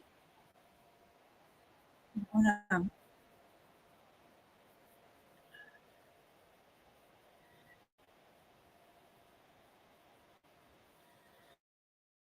Okay. So. I want to figure out more, so I got into Google and searched for Chad Daybell. I type his name. How is that possible? How in the world is her blood not found? Tammy Daybell. She's clearly dead. Yeah, she's not even frozen. The prophet choking back tears in court, but will his emotion impact the jury? And some new developments in the death of Shondae Robinson as police say her blood was not inside Maxwell Anderson's house. Plus, we're breaking down Tuesday's big hearing for OnlyFans model Courtney Glenny as her attorneys join us on the show live. It's all coming up next for you. Plus, much more right here on Opening Statements. I don't know about that one. I really wanted to get into that case too, but okay, here we go. Good Wednesday morning to you. Thanks for waking up with us here on Opening Statements. I'm your host, Julie Grant. Are you ready for some coffee and court? We sure are. We got a great show planned for you this morning. Going to get you all primed and ready to go for the cases we're covering at trial and the ones that just have us talking in the world of true crime. So right now, why don't you go ahead and grab that cup of coffee because it's time for my opening statement. Whose blood is it? Yeah. Whose blood was left on the bedding and on the walls leading to the basement in Maxwell Anderson's home? That's the question investigators at the Milwaukee Sheriff's Department are trying to answer this morning. Prosecutors say that lab testing on the blood showed them that it doesn't belong to Shondae Robinson. So what does this mean for the case? In my opinion, I'll tell you, my friends, it doesn't diminish the murder case against that guy one bit. Let's remember, all murders, not all murders, rather, murders are bloody, right? Think about it. We see this all the time in court TV. People can be strangled to death. People can be suffocated to death, and blood wouldn't be found at a location where the murder happened, right? Also, the dismemberment could have occurred near where her remains were found. It didn't necessarily have to happen at the house. Let's bear that in mind if he did what police say he did. I read through that criminal complaint thoroughly. The case against Maxwell Anderson is very strong. Police have video evidence of him, cell phone evidence of him, eyewitnesses who saw him. They have all of this information to prove that he is the guy who murdered beautiful Shondae. And then I knew they had some evidence, guys, but did you guys just hear her say that? I'm gonna pull up you guys' comments again.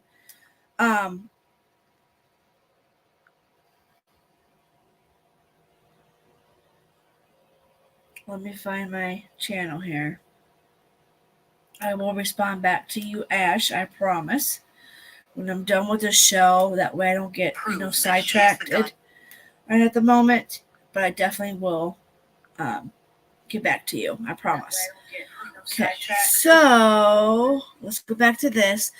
But so this was 2 hours ago, so they're stating that they have lots of evidence. So let's see. They say he dismembered her and set to her car to cover it up. So now the question really becomes this morning, do investigators think the blood that doesn't belong to Shondae is evidence of a crime against somebody else? Where will that blood lead them? I mean, let's think about it. Who lives in a house with blood on the walls? Really? Who does that? How did it get there? And what I really want to know is what is down in that guy's basement? Because I've read some local reporting that this guy had a sex dungeon in his basement. Police have not publicly confirmed that, but it certainly makes me wonder. I'm sure it does you too. I hope and pray that if there were other people harmed in that home, that police will be able to solve their cases too, just as I believe they have already solved Shondae Robinson's murder.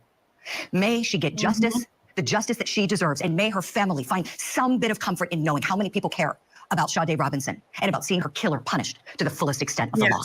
That's my opening statement on this Wednesday morning. Let me know if you like it. Right now, I want to give you what's on your daily docket. And you were indicted by greater. Okay, you're aware of these beaten up by Brian and compound we're all on the same joke, right? My tail light is cracked and John is pulverized. All right, my friends, here's a look at some of the cases we're following for you today on Court TV. In Massachusetts, we've got jury selection starting up at 9 a.m. in the case against defendant Karen Reed. This is over the murder of Boston police officer John O'Keefe. And you know what's so sad about his case, you guys, is that I feel so sad about that because this poor cop, he was a cop, he had a family, he had kids, if I'm not mistaken. And his case is being lost to this media spectrum. This media and all these creators, I want to call them stupid, all these creators out here doing this, knowing that it's not only harming, but it's ruining the people. What if their kids get on here one day and see all this? I gotta get a laptop cover. I gotta get a laptop case. I want to get a laptop, one that I can carry up and down. But it's ridiculous. I cannot believe that poor guy's case. I feel like he's not gonna get the right justice that he deserves due to this. Like, I honestly do feel like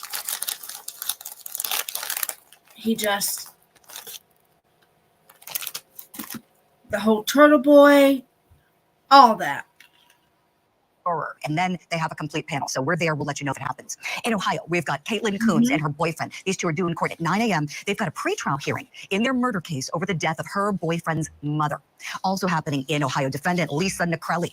You remember her? She's the woman accused of impersonating a child services agent to try to lure a little boy away from his home. What? Well, that lady's going to be in court at 10 a.m. and we're going to be following that one for you as well. What the hell? Hey everybody, Trent here. Are you looking to land I didn't know about none of those. a $70,000 per year tax sales position with no? That's crazy. I didn't no idea. That a lady That is tried breaking to news this lure morning out a little in the boy. Scott Peterson case, as the district attorney in Stanislaus County, California, is seeking to stop new DNA testing.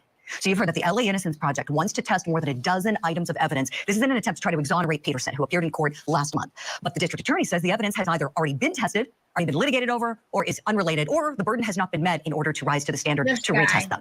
Now, Peterson is serving life in prison for the murders of his wife, Lacey, and his unborn son, Connor. The LA Innocence Project recently took up this case. That is a local group, not affiliated with the National Innocence Project. And they say that Peterson's rights were violated. That's their contention. And we have to wait to hear what a judge has to say about the district attorney's office. I don't know nothing about that case, so let's see if there's any more on Sade Robinson.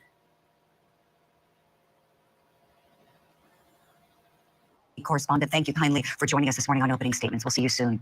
I have a very special guest I want to bring in now. Retired NYPD Sergeant, the host of the podcast True Crime with a Sarge, Joe Giacalone, is standing by in New York this morning. Joe, good morning to you. And I've got to say, when I read the news about the blood on the walls, on the comforter, not belonging to Sade Robinson, belonging to someone else, all I could think about was what you said when you were on the show 2 days ago. And you said, you know, I'm wondering if this was the first time this guy allegedly did something like this. Your thoughts when you heard the confirmation from police? Yeah, no, so this is another little interesting wrinkle, and this often happens in investigations where you're investigating one thing and then all of a sudden something else pops up on you that you have to answer out. So they have to answer out whose blood this is, and we don't know the exact amount of blood, but from what they're talking about, it should be enough significance that they can see it on the way down, going down the walls. So that's an important aspect. So they need to find exactly where this event happened, and I'm leaning more towards her vehicle. Just because, I mean, her vehicle's parked at this location for, I think it was 3 hours and 19 minutes, according to the affidavit. So this could have all have occurred inside that car, and another reason why. That's why he set it on fire.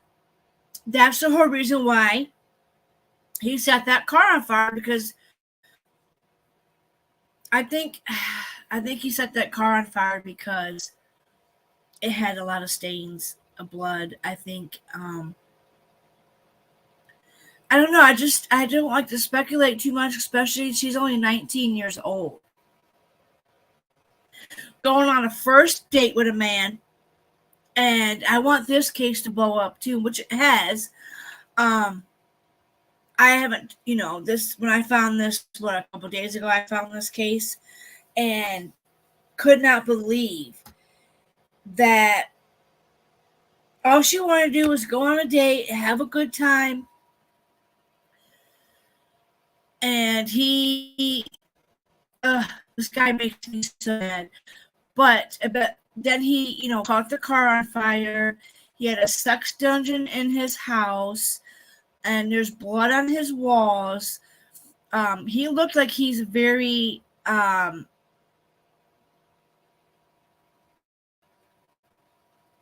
stable. That's who it is. So let's keep playing this a little bit. Had to be burnt because I there was a know lot we of went evidence over in that car. some of this, I think but that's where this was kind investigators of will be new. pulling I that thing didn't apart, know that. taking it right down to the metals, whatever's left over, and see if they can get any other types of forensics from there. Exactly, Sarge. Exactly. I'm with you. That's got to be the side that occurred. It just has to be. And looking at the affidavit of probable cause, there was an eyewitness who just happened to be walking down the street who saw him running from the car. This person told police after he lit it on fire. And then there's some video evidence of his face in the same clothing that was described by this witness, also captured on video. This guy, he's got major legal problems on this case, and I'm thinking there are going to be more problems coming down the pike for him. There's video footage of him running from the burnt car that he had set on fire. Oh my God. Sarge, I want to ask you about the sex dungeon allegations. So one of the local stations there in Milwaukee, WISN 12 News, learned from law enforcement sources that this guy had what's described as a sex dungeon in his basement. Remember, the blood is on the walls leading to the basement.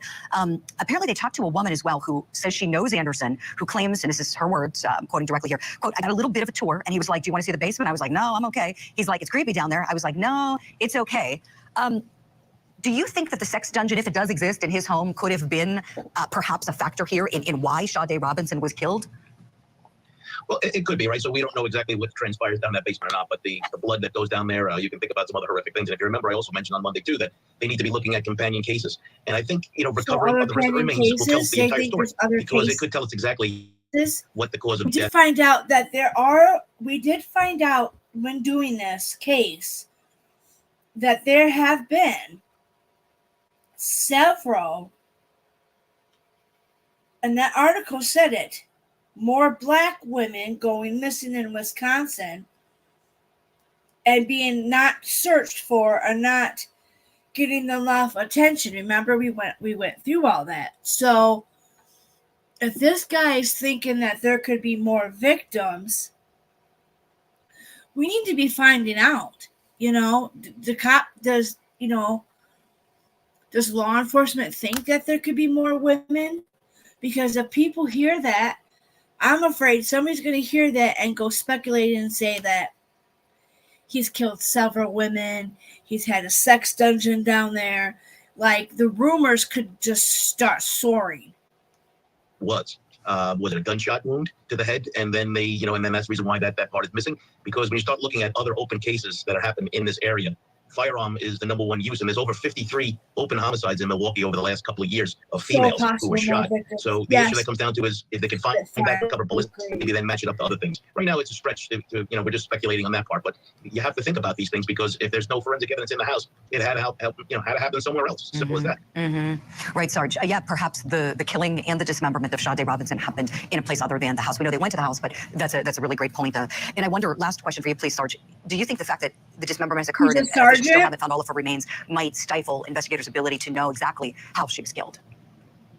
Yes, it's going to, we need to get the complete part of her body, every piece of it, because it will tell the entire story, right? Because the medical examiner will be able to tell us exactly what the cause and the manner of death was. We know the manner of death is going to be homicide, but the cause of death is an important aspect, right? Whether it's strangulation, asphyxia, gunshot wounds, stab wounds, or what have you. Because then you have to need to look for the murder weapons or the devices that were used to dismember the body. If you read the affidavit, it talks about a lot of chopping and a lot of different. So we're looking maybe for axes. There's a saw, as they mentioned in the story too. So there is a bag of evidence somewhere. And remember, the clothes he was wearing doing this have to be found too, because this is the reason why I'm thinking it's the car, because you can go from the car into the house, change, and go. Right. I think you're spot on, Sarge. Sergeant Joe Giacalone, check out his podcast, True Crime with the Sergeant. When Tina started her crew channel, when Tina started, when I met her on Dolly's and doing a lot of co-hosting, I was like, man, it'd be really cool to have a channel. And then, but then I was like scared because at the time there was a lot of stuff going on and a lot of drama. And so I was like, nah. And then Tina started one. I was like, okay, if Tina can do it, I can do it. So I'm trying to get up to 500. Somehow YouTube keeps playing with me. 1 minute I'm at 499. Then the next minute I'm at 497. The next minute I'm at 499. And I'm like, okay, somebody is playing with my subscribers out there. They're coming and they're subscribing and then unsubscribing. And I don't even know if some of the people I watch are subscribed, but it would be nice because I'm subscribed to them. I try to spread love around to some new channels that I've been going to. Unfortunately, some of them that I went to are just bashing people. It's like, come the fuck on. Excuse my language, but let's continue.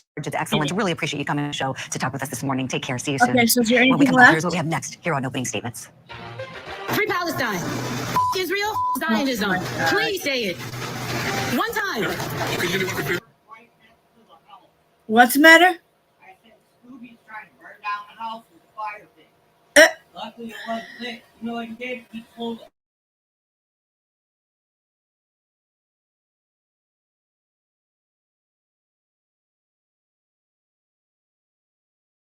Scoob's moving stuff outside, moving our fire pit that we kind of made, makeshift fire pit. But yeah, so that's what that article said, that they don't know that blood wasn't Sade's. So who in the hell's blood is it? I can keep you guys posted, or if one of you girls find anything, let me know. I'm so glad I've been finding these. I hate to find these crime cases and all this stuff because it's so sad. But at least if I get to talk about it, maybe somebody else will talk about it. will start a grapevine with good people. I've seen Pascal talk about stuff now. I'm not sure what's all going on with Pascal. I know a lot of people are not liking him right now. I'm glad he just stayed away from Popcorn Planet, to be honest, with that whole thing. But I just don't know. It's like every time you find somebody out here, you find out that they've been doing not so good things, dirty shit, you know? And it's just, I just wish more people would stop doing that and just focus on solving some of these cases. Or at least talking about it, bring awareness to it, bring awareness to the outcomes of, you know, I don't agree with like the Sebastian case. I don't agree with the father pinpointing all this bad and negative stuff to start a feud. I think that in my personal opinion, I think that it was planned. I think it was planned to start a little fight between the family. When it should be all about Sebastian.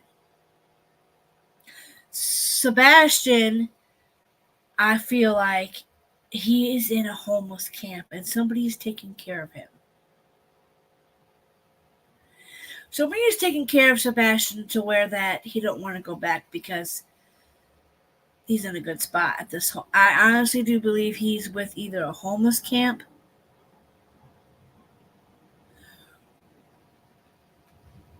that's what I want to believe. I want to believe that he's healthy.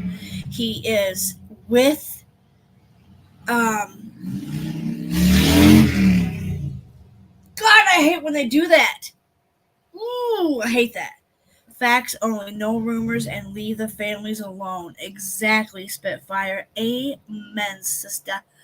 Because we can't have all that fighting going on because we're missing out on the little boy of finding him and finding out what troubles made him want to leave.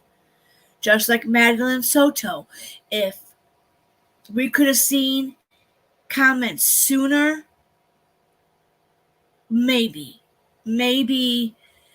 we could have found her if the comments would have been, I don't know, I just feel like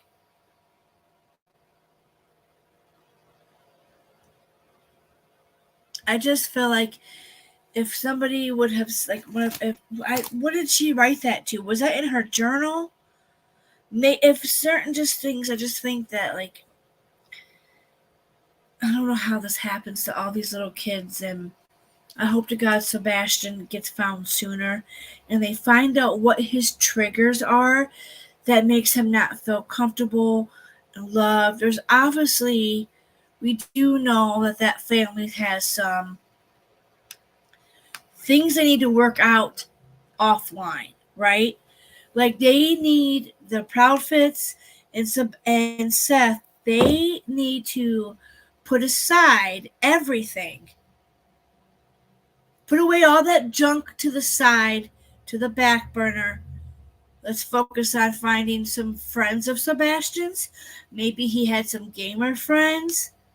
Start looking to see, because it's not hard to find a game. Okay, you can go online and find a gamer, find a friend, and like maybe that's what he did. Maybe he found a gamer friend that lives near him. Because you got to think, he's smart. He's on the autism spectrum. And we all know a lot of kids with autism and on that spectrum, they are very, very, very smart boys. Hi, Viper. Hello. So maybe Sebastian is, I believe he's alive. I don't believe that some of these psychics out here saying all this stuff, I don't believe in. I believe in psychics. Let me rephrase that. I believe in the supernatural world. I believe in psychics. I believe in the spirit boxes. I believe in all that stuff. I'm a very superstitious person, especially when a black cat runs out in front of me. I'm doing the X's. You guys know that. But some of them get lost, and some of them are going down the road with, you know, and I don't think it should be meant for online.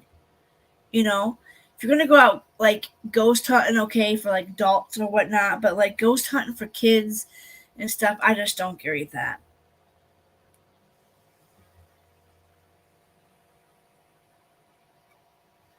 She Babadulex, and she's crazy as well. She probably is. I would like to say that the situation between Rose earlier was not okay. I would like to say the situation between Rose earlier was not okay. I left due to I have turned against Rose now. Uh-oh. Hi, Spitfire. Hi. Yeah, Viper. What happened? I was there for a little bit. I said hi to Maria G. She's an old time, long time friend. She used to be a mod. She is a mod here, but she don't. And I've been missing Pink Fan. Pink Fan. I haven't seen her in a while. So if anybody knows where she's at, let me know. I'm sure Miss Sharon's usually in the bushes here. But Pink Fan, where you been, girl? I'm worried about you. I'm gonna put an MIA on Pink Fan. Pink Fan, where are you? Reggie, where are you? Come back. No, Viper, I really truly do care about Rose still, even though I've been smacked in the face with her for a couple times. You know, she said things that hurt me, like the whole baby, and I said I wanted an adoption, and she said you need to have more money, like I'm supposed to ask for money. But when she starts getting into her rants, they scare me off. Like I go into PTSD mode. So I left because she started on a rant. She started to go off, and I started feeling like, oh my God, my anxiety was going through the roof. So that's when I was like, I'm gonna go live. And hi Track, hey, hi everybody. Thank you for being here. I love you all. Thank you all for being here. Well, I'm sorry, Viper, if you had to go through some of her.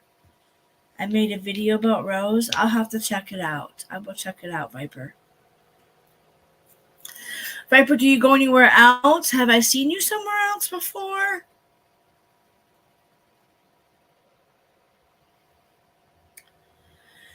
And you just got to understand, you know, Rose does have good intentions on certain topics that she brings to her floor. Like I said, I loved her dance videos. I love the Rose that, you know, objects to bullshit, okay? And not bring on, like, I just wish these feuds with the M, the D, the T, the M, the L, all them people just need to stop, collect themselves, think about what they're typing on these keyboards. They're making them keyboard warriors. A lot of these people on the net here are keyboard warriors that think they're so big, bad, and tough, and they go after people. They intimidate people. I've been intimidated. I've had people come after me since I've stuck up for Tina, and I don't agree with that guy that she used to be obsessed with. Not DV, the other one. That guy has been trying to intimidate me. Because I misspoke about a year of a car and how I had friends that truly knew I was in a bad shape. And I was going through some shit. And I had gotten some help. And it was twisted around.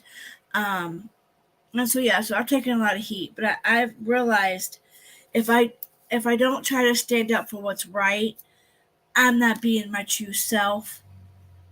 I'm a very sensitive person as well. Like, I'm very sensitive.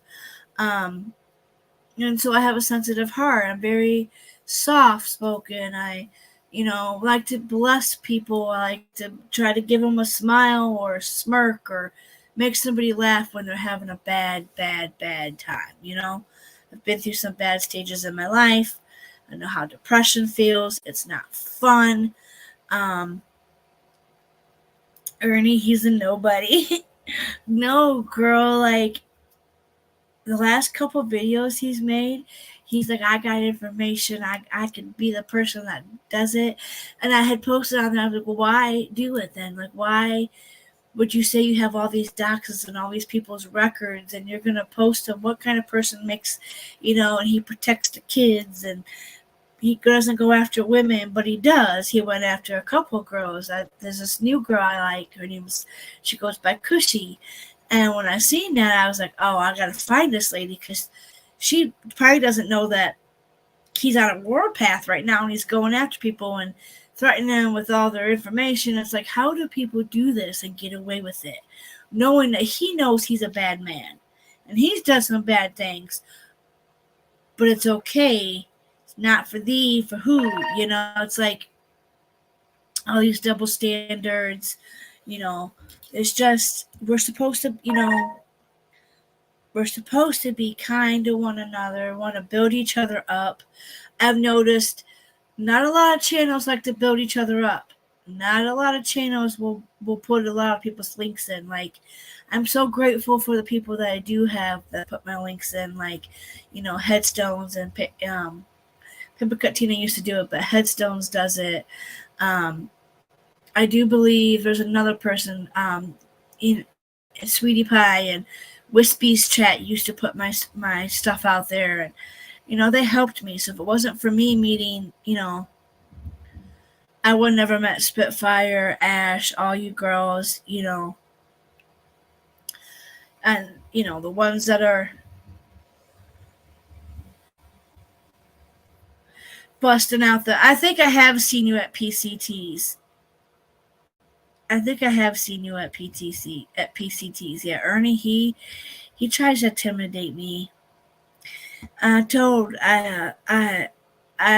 everybody I am a good person, but when I was living a style, I've been through hell and stuff, and I've done things that I had to provide to live, and everybody does done stupid stuff, and I've done some done stupid stuff before, but the only thing that makes him dangerous is his mental health. Exactly, Spitfire. But I have several of it now. Like the other day, he made a video, and I commented, and he said something about me in there, and his whole chat was coming after me once, and Tina's, and it's a cult. I don't belong to cults. When people tell me that I can't go somewhere else, like that's like me telling Spitfire she can't go to here because this person hates me. Like, for example, for a clear day example, Nicolita, she's after me. She don't like me. Ernie's the biggest liar and scammer. I know. And I pointed it out about him being a scammer, about his shirts. And that's why he's after me too, is because I pointed him out that his shirts are a lie. He's a scammer. And since I don't agree with him, his people are coming after me. And then, like, for example, I love Granny's watching. But guess what? She's in cahoots. She likes Nicolita, which is fine. But that doesn't mean that I can't like Granny because she's friends with somebody that don't like me. I would like Nicolita if she didn't say the mean, nasty things about me. But like, I love Granny's watching, and she's friends with somebody that I don't like, which doesn't mean that I have to unlike that person too. So you should be able to go where you want. And that's the thing. You can't, with some of these creators, you got to be strictly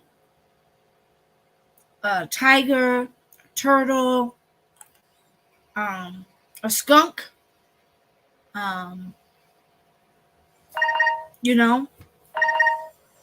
it's just funny. It just makes me infuriated that these people, hold on.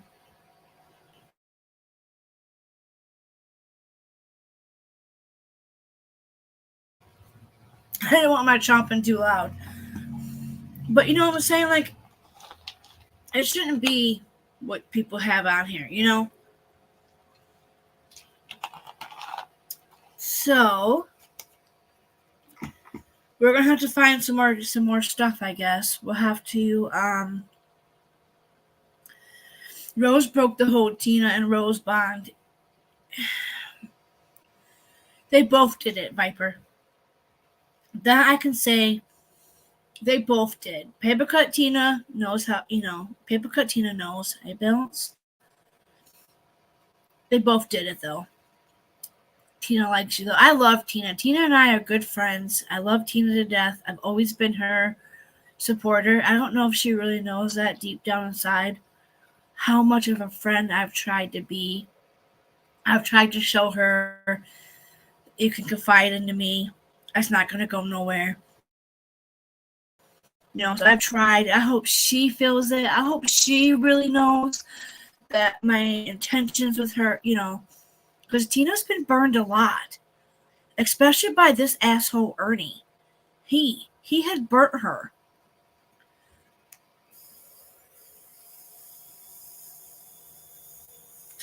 Spitfire is absolutely funny. Or is she talking about Spitfire? AB is funny. I have heard of AB before, so Spitfire, my girl too. I'm surprised we didn't meet sooner. I'm so glad it's not messing with TM anymore. She's trash. I used to like her, but she's a mess. See, I don't know too much about Tiffany. I've been watching AB. Yeah, isn't he the one with the pot? Oh no, that's the other guy.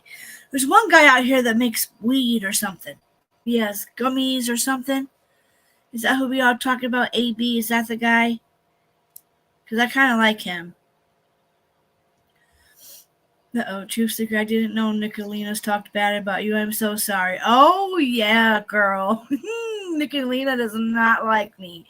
She said I've raised over $1,000. I've never worked in my entire life. I don't pay taxes. I am the biggest scammer around. I go to chat and I beg for money.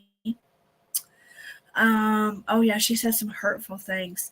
I actually stood up to her on Morbid's panel one night, and she said that I didn't work, and I said, what? I worked in a gas station where I risked my life at every freaking fucking day. Like, the gas station was, people got shot walking into that thing before, so I work in a bed. I've had fights break out, I've had robberies, I've had,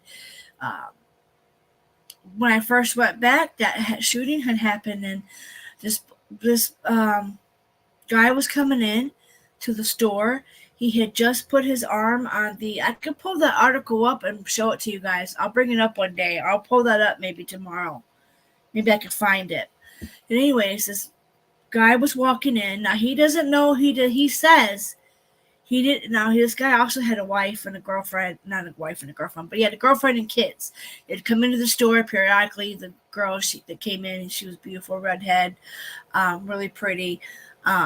She'd come in with her kids and let the kids pick out candy and stuff. Well, her boyfriend had decided he was going to come in one day, and he had just put his hand on the door to open it.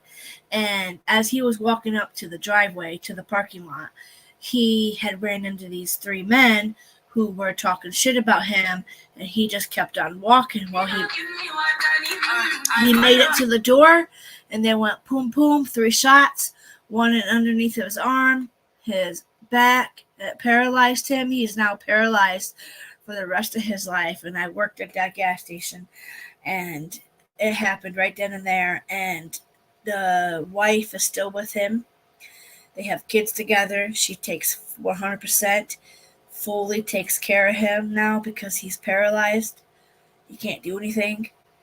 And so, yeah, I worked in a very serious gas station, and I'm in the hood. Like, I'm in the east side, people. Like, I don't get to live in beautiful New York or California and have, like, even California, I'm sure, has got their problems there too. But yeah. So, and I had told Nicolina, I was like, well, if you're going to come at me, didn't you just get fired from, but I still go to Granny's even though she's there. She followed. I don't know if she's still watching or not, but she did tell me she was coming for me. That was on roses. Then on morbids. That's why I stuck up to Anne, because, you know. But everybody just has got to be not so judgmental. I totally agree. So is AB, so that's him? Okay, cool. So then we all like the same. Okay. So he's pretty good. I don't got to worry anything bad about him, because I need you girls to help me, because I keep finding all these bad people, and I don't want to find the bad. I want to find the good. We got to find the good people out here. We've been on here for 2 hours and 20 minutes. It is now 3:10. So, do you guys want me to find out? Because I do believe that guy had to go to court. She had to go to court. A bunch of the girls that was there that day had to go to the trial. I do believe they're in prison or incarcerated. But I am glad that the other little boy is with I do believe it's with the grandma. It's really tragic that little boy, Ariel, didn't get to, get away to a safe spot. His grandmother really did try, but she wasn't able to succeed. And we lost little Ariel. Let's pray to God that his sperm donor. I can't say she was a mother. Can we really say that lady was a mother to that baby? I mean, seriously though, that lady was not a mother. Okay? She was not a mother. We also found out that now that story was so much bigger than I thought, with the Jalen, the 12-year-old, who is now would be 16 years old. I'm glad he was found. I was hoping to be found alive. Unfortunately, there's some very bad, evil people out here, guys. And I'm glad we got to go over that. And Spitfire helped with some articles, which was awesome. I'm going to email you, Spitfire, here in a little bit, and then I'm going to message you guys. I'll message you girls back. I'm going to shoot you an email, Spitfire, and I'm going to check my emails and make sure they don't go to spam anymore. And then what else do we need to do? Today, we got today's guy. It's not her blood, so let's hope to God. If there's any more bodies, or if there's any more people he might have taken, we find out who they are and give them a proper, ceremony, resting. It's sad. That Anderson guy, it makes me wonder if he's been planning something like this for a while. You know what I'm saying? Like, he had a sex dungeon.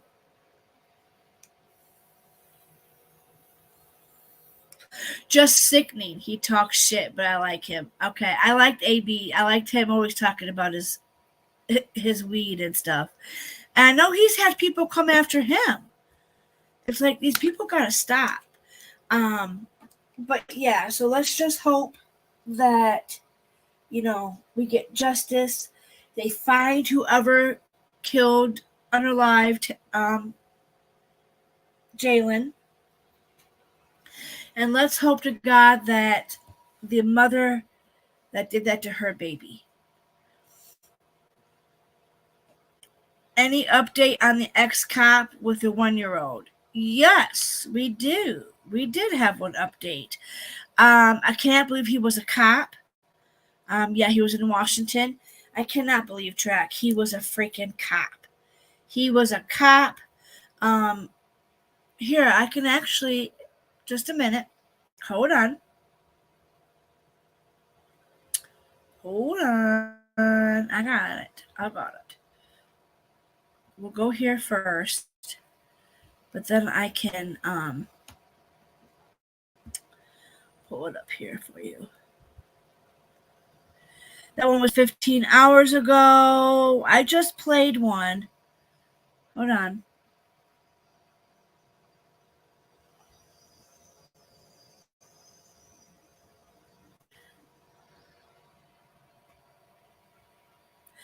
Oh, we didn't get to cover the carjacking.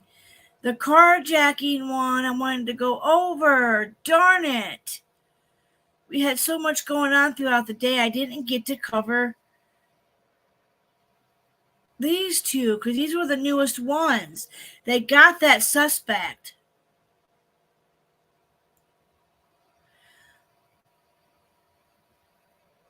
Just so you could see a little bit of this track, I'm going to back up here so you can see.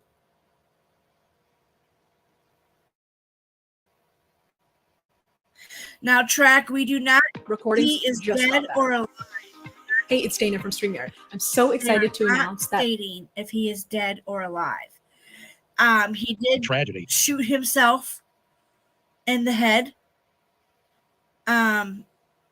These are the women that he unalived. Let's go through his timeline again. Vinny shows the timeline of when he became a into custody by school OSP teacher. troopers. This is a developing situation. More information will be released at a press conference scheduled for tomorrow, Wednesday, April 24th, 10 a.m. at the West Richland Police Department in the Anoski Community I'm Room. going to show you this, All and right. then That's the ending. But how on earth did we get here? And the more you learn, I think the more angry you're going to be about how this all developed. Let's go way back to the fall of 2008. Okay? Huzar is a nationally ranked wrestler and a senior at Dickinson State University. He is arrested twice in the fall. Allegations of terrorizing people with a knife and criminal trespassing. The charges get dismissed somehow, some way, but he's kicked off of the wrestling team. Okay? Flash forward 6 years. He completes basic academy and gets pinned as an officer with the Yakima Police Department in Washington. How? Flash forward 4 more years. Has his first day on his new assignment, and this is where the trouble really begins. School resource officer for the Washington Hills Middle School. Okay? September 20th, 2019, he files an anti-harassment protective order against the 13-year-old he is rumored to be sexually involved with. And if he's sexually involved with a 13-year-old, he's sexually abusing that 13-year-old. Isn't he sick? She's later expelled, and then he is transferred to a different middle school. This happened after she called his home phone and his wife found out about their alleged relationship. Again, that relationship would be called sexual abuse. December 2019, marriage for obvious reasons. She was, and this is when they first met, she was reportedly an underage student wrestler that he was coaching when they first met. You following this? This is his wife. They have 2 kids together, 5 and 9. 5 and 9. Then in 2020, she filed for a protection order, fearing for herself and the kid. 5 and 9. She was fearing for her life. She tried to get a protection order.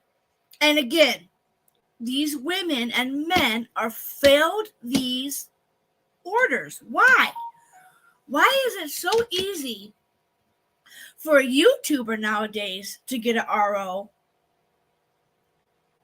Or, not throwing no shade to nobody, but I'm just saying, like, this is ridiculous. This woman had proof, had evidence, had, and she didn't get a restraining So there's a lot order. happening here, right? When they met, how old she was, now protective order. Meanwhile, April 12, 2021, a member of the Yakima Police Internal Affairs Unit describes multiple domestic incidents involving him and his ex-wife. He becomes the subject of an investigation and is placed on paid leave. So the red flags are flying everywhere right now, folks, everywhere. So what happens? What happens? You're being investigated by the police department, so of course, somehow passes the back in 2022 and is hired as a substitute elementary school teacher for the district. And then he formally separates from the Yakima Police Department. He's booted off the police force because of his conduct. So he somehow passes a background check and becomes a substitute teacher. Unbelievable. Angelica Santos and their baby, take a look. Look, this is you the guys. girl. I'm going to say she's 17 when she was killed. The baby's safe. And that's the little baby Roman. is safe. She was Again, 13 the years baby old is when safe. he filed a protective order against her. So what was going on when she was 13? She became pregnant with his baby when she was just 15. On February 3rd, she called the police saying her, Huzar, and her friend had all been drinking together.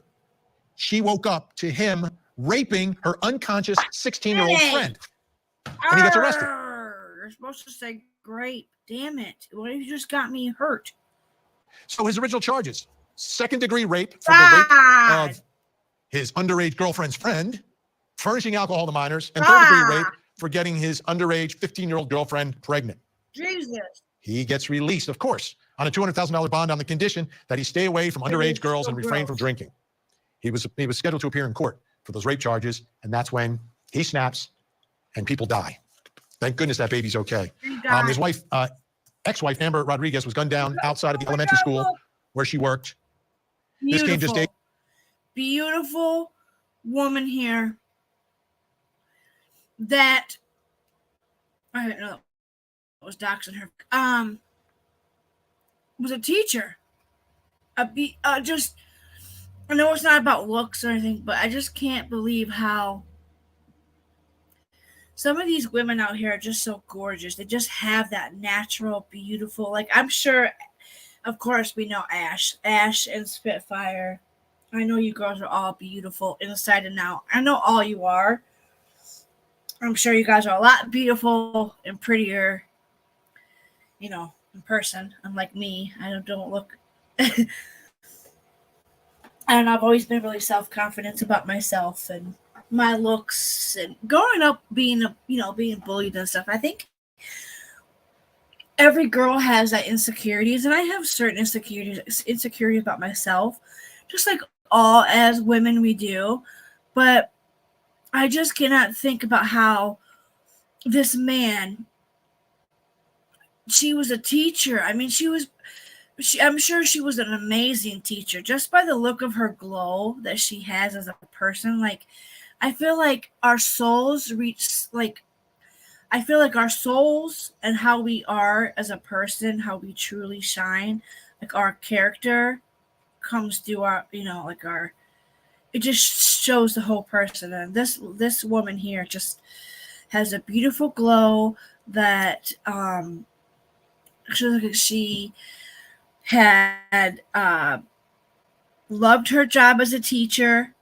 Days after she filed a custody change for their two children And together. her too, The hearing for the custody arrangement had been set for May 14th.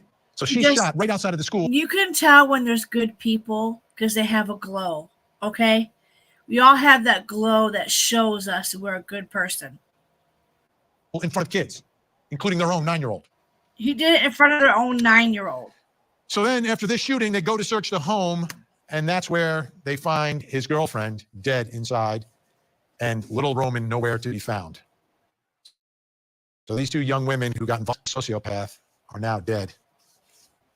He shot himself. We don't know exactly how he's doing, but right there. We don't know how he's doing. Why hasn't the cops released if he's alive or dead? unbelievable. I'm seeing red flags everywhere, but somehow, some way, end up back inside the school, back as a predator.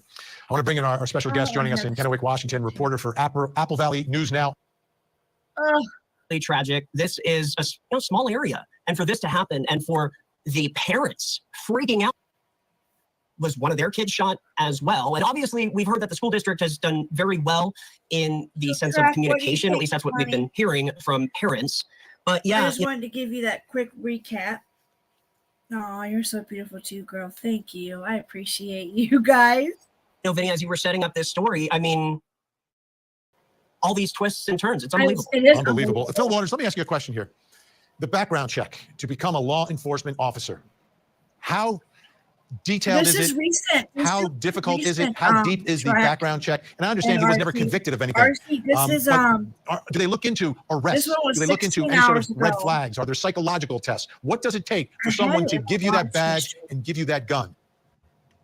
Well, Vinny, thanks for having me back. I will tell you. But yeah, 16 hours ago. Under the and then, normal circumstances of a background investigation, it should be thorough. It should be deep. There should be no rock left unturned. And they have got to do a deep dive into any individual that decides they want to apply to be a police officer, because we are held to a higher standard. And as I said to you, the details of this particular case and where this thing started, when I first looked at this case, my thought was, this guy didn't become a police officer and then turn into this evil person. He was that person before he ever became a police officer. Yeah. And you have just affirmed everything that I was thinking. This is a complete meltdown of the system. This is not the way this is supposed to work. And then when he gets on the department and he continues to have this unlawful behavior, this depraved, perverted behavior with these children, and nobody does anything about it. Nobody takes any action other than to issue some protective orders. And then when he finally gets arrested, they let him out on bond and tell him, don't hang around these people anymore. The reality is those pieces of paper mean nothing, and especially mean nothing to somebody like this. So what we're seeing here is a complete breakdown of the system and the way it is supposed to work to keep people like this from pinning on that badge. Austin Reed, right now I'm sure the community is in shock and mourning for the loss of these two women. They are relieved that this child has been found. But I think the next phase of this for everyone in that town and in that community is going to be how did this guy continue to sort of slither his way around? You get fired as a cop, you get hired as a substitute teacher.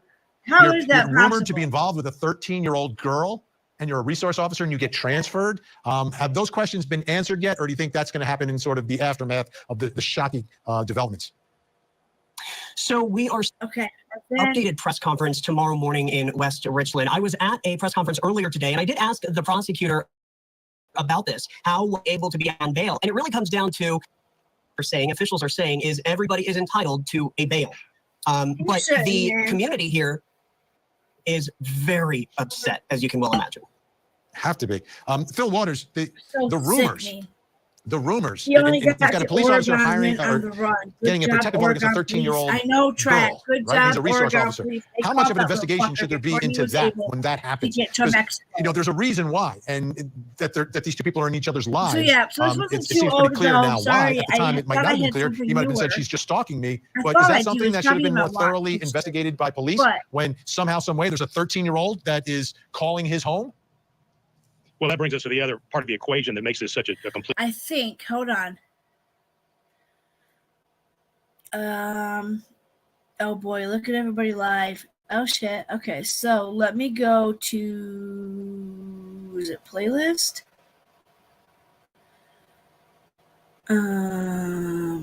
True crime.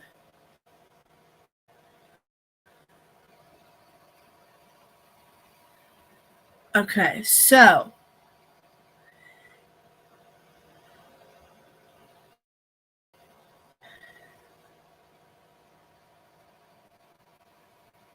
we are human beings and we have emotions. So I'm getting emotional. No one, including the Texas County, Oklahoma Sheriff, immune from the intensity of today's court appearances of Tiffany Adams, Tad Colum, Cole Twombly, and Cora Twombly. Good evening. I wanted to show you guys this. Charged with murder, kidnapping, and conspiracy for the deaths of Jillian Kelly and Veronica Butler. Cases Julia Thatcher and photojournalist James Hare had the only cameras rolling from Wichita as loved ones of the murdered moms face the accused for the first time. Nearly 40 people filed inside of the small courtroom today, which made the silence inside deafening. I sat a few rows in front of Veronica's father and could hear him whisper, "She took my daughter," as Tiffany Adams walked inside. Tears flowing. Yeah, so there's that one. Sitting center stage. So we're on the right spot. So much that you want to kill them. How can you hate the mother of your grandchildren so much that you want to end her life? A stark contrast to the freeze from Tiffany Adams, Tad Colum, Cole Twombly, and Cora Twombly. Cole, do you have anything to say to Jillian and Veronica's families? Do you have any remorse? Veronica's dad physically restrained by loved ones as each suspect walked into the courtroom. In the midst of grieving his own child, he has compassion for another family with the same pain. That was not fair to her. That's not fair to our family. It's not fair to Jillian's family either. Two women. I like how he said, it's not fair to Jillian's family, because I'm sure the aunt has a lot on her mind. You guys, the aunt has a lot, and I just think that I don't think she meant to disclude Jillian.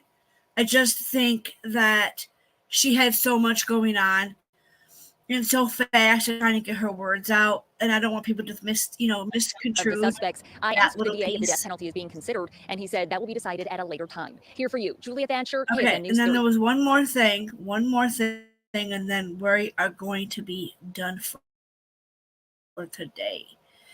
I gotta go back to my watch history. Go back. Thank you.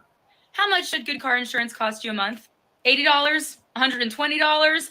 Nope. Try $38 a month. So this guy, this was new. This was 21 hours ago. I didn't get to come back to it last night. The other one was 20 hours ago. Oh. Why is it not letting me click the video? 23 goes ago. That was 1 day ago.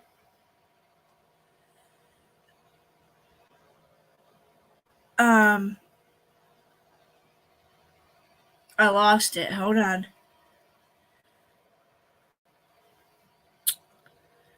All right. Let me come back to it. Oh my God, isn't that awful? I know. It's so crazy. Is that where the grandma killed the mom and the friend? Yeah, the supervisor, she was going to get her children, going to go pick up her children. That was Tiffany Adams. That was the evil grandmother. The other case that we did, where the grandmother tried to get custody of the babies before the mom did what she did to the little baby. I want to say it was Ariel. Do you want me to show you that Artsy? Have you seen that one? Hold on. Because I did have that carjacking thing, but my computer's going to die here soon. So just in case RT didn't know about this case is in, is it Washington?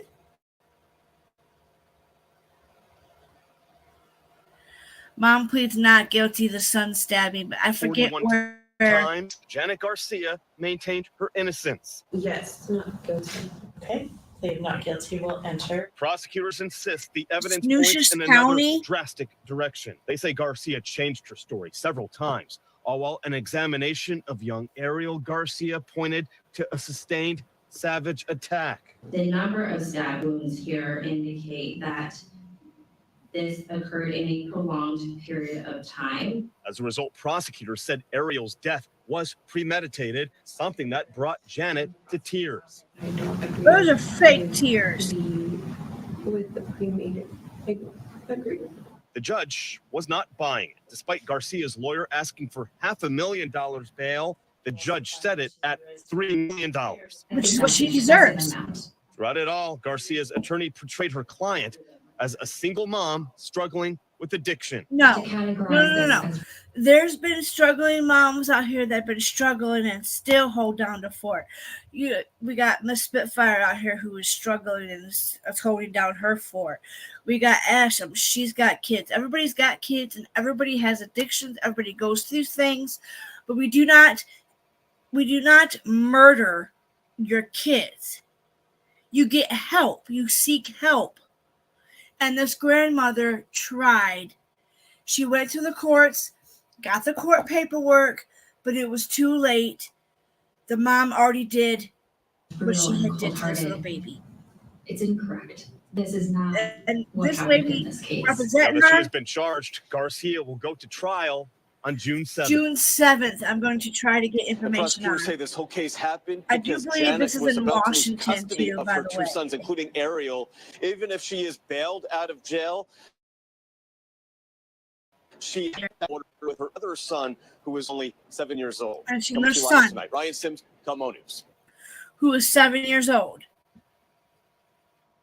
How much should good car insurance cost you a look, here's month? another update. $80? Oregon State $120? update Nope. alert. Try $38 a 13 month. hours ago. So there's a comparison shopping site that finds you lower car insurance rates based on your info. You just put in some really wanted to information that the find- site needs to find you lower rates. Stuff like, where you live. Where it showed those two suspects. So let me go back. Give me 1 second. I'm going to switch gears really quick. And I'm going to try to find that video really quick of the carjacking. I found it. So give me 1 second. Present this really. This is the last one. I want you guys to get your update. You're so very welcome, Artsy. But before you go, they were able to get both of them. They have both of them in custody now. Charged with the federal charge of carjacking resulting in death. Breaking new developments in that deadly carjacking. I want you guys to investigations. Two see people now this facing before we charges close in connection with down. the death of Catherine This was the Aguas last one I had to show you guys. And I'm Lisa Bell, the Seminole County Sheriff, revealing They new got charges both and a of the new men. arrest about 2 hours ago. Now, 2 this all hours ago, started they with that made the carjacking at arrest. the This intersection of was East Lake Drive and Tuscaloosa 21 Road near hours Winter ago. Springs. It was captured by a witness nearly They 2 got weeks him. ago. Detectives say Catherine Aguas They Vivas from got South him, Florida was then guys. held at gunpoint by a masked man Got who both got out of that green Acura. The Seminole County Sheriff's Office believes they now have the gunman and the driver of that Acura in custody. We want to get right out to News 6's Catherine Silver with more on these breaking developments. Catherine. Yay! Yeah, the sheriff told us they believe they now have the most dangerous people involved in this carjacking off of the streets, and that is what they have been working towards since that video first came out of the carjacking nearly 2 weeks ago now. So first off, there is Jordanish Torres Garcia. You may remember he was arrested Friday on federal gun charges. The sheriff says that he is the masked man with a gun seen committing this crime, and they now plan on charging him with carjacking involving death. It will be a federal case.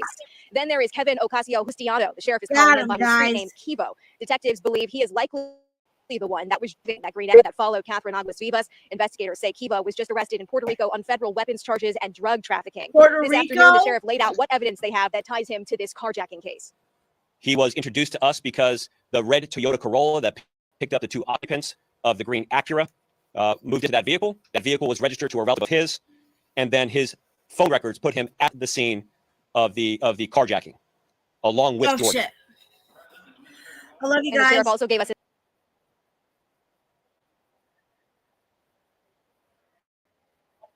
All right, hold on.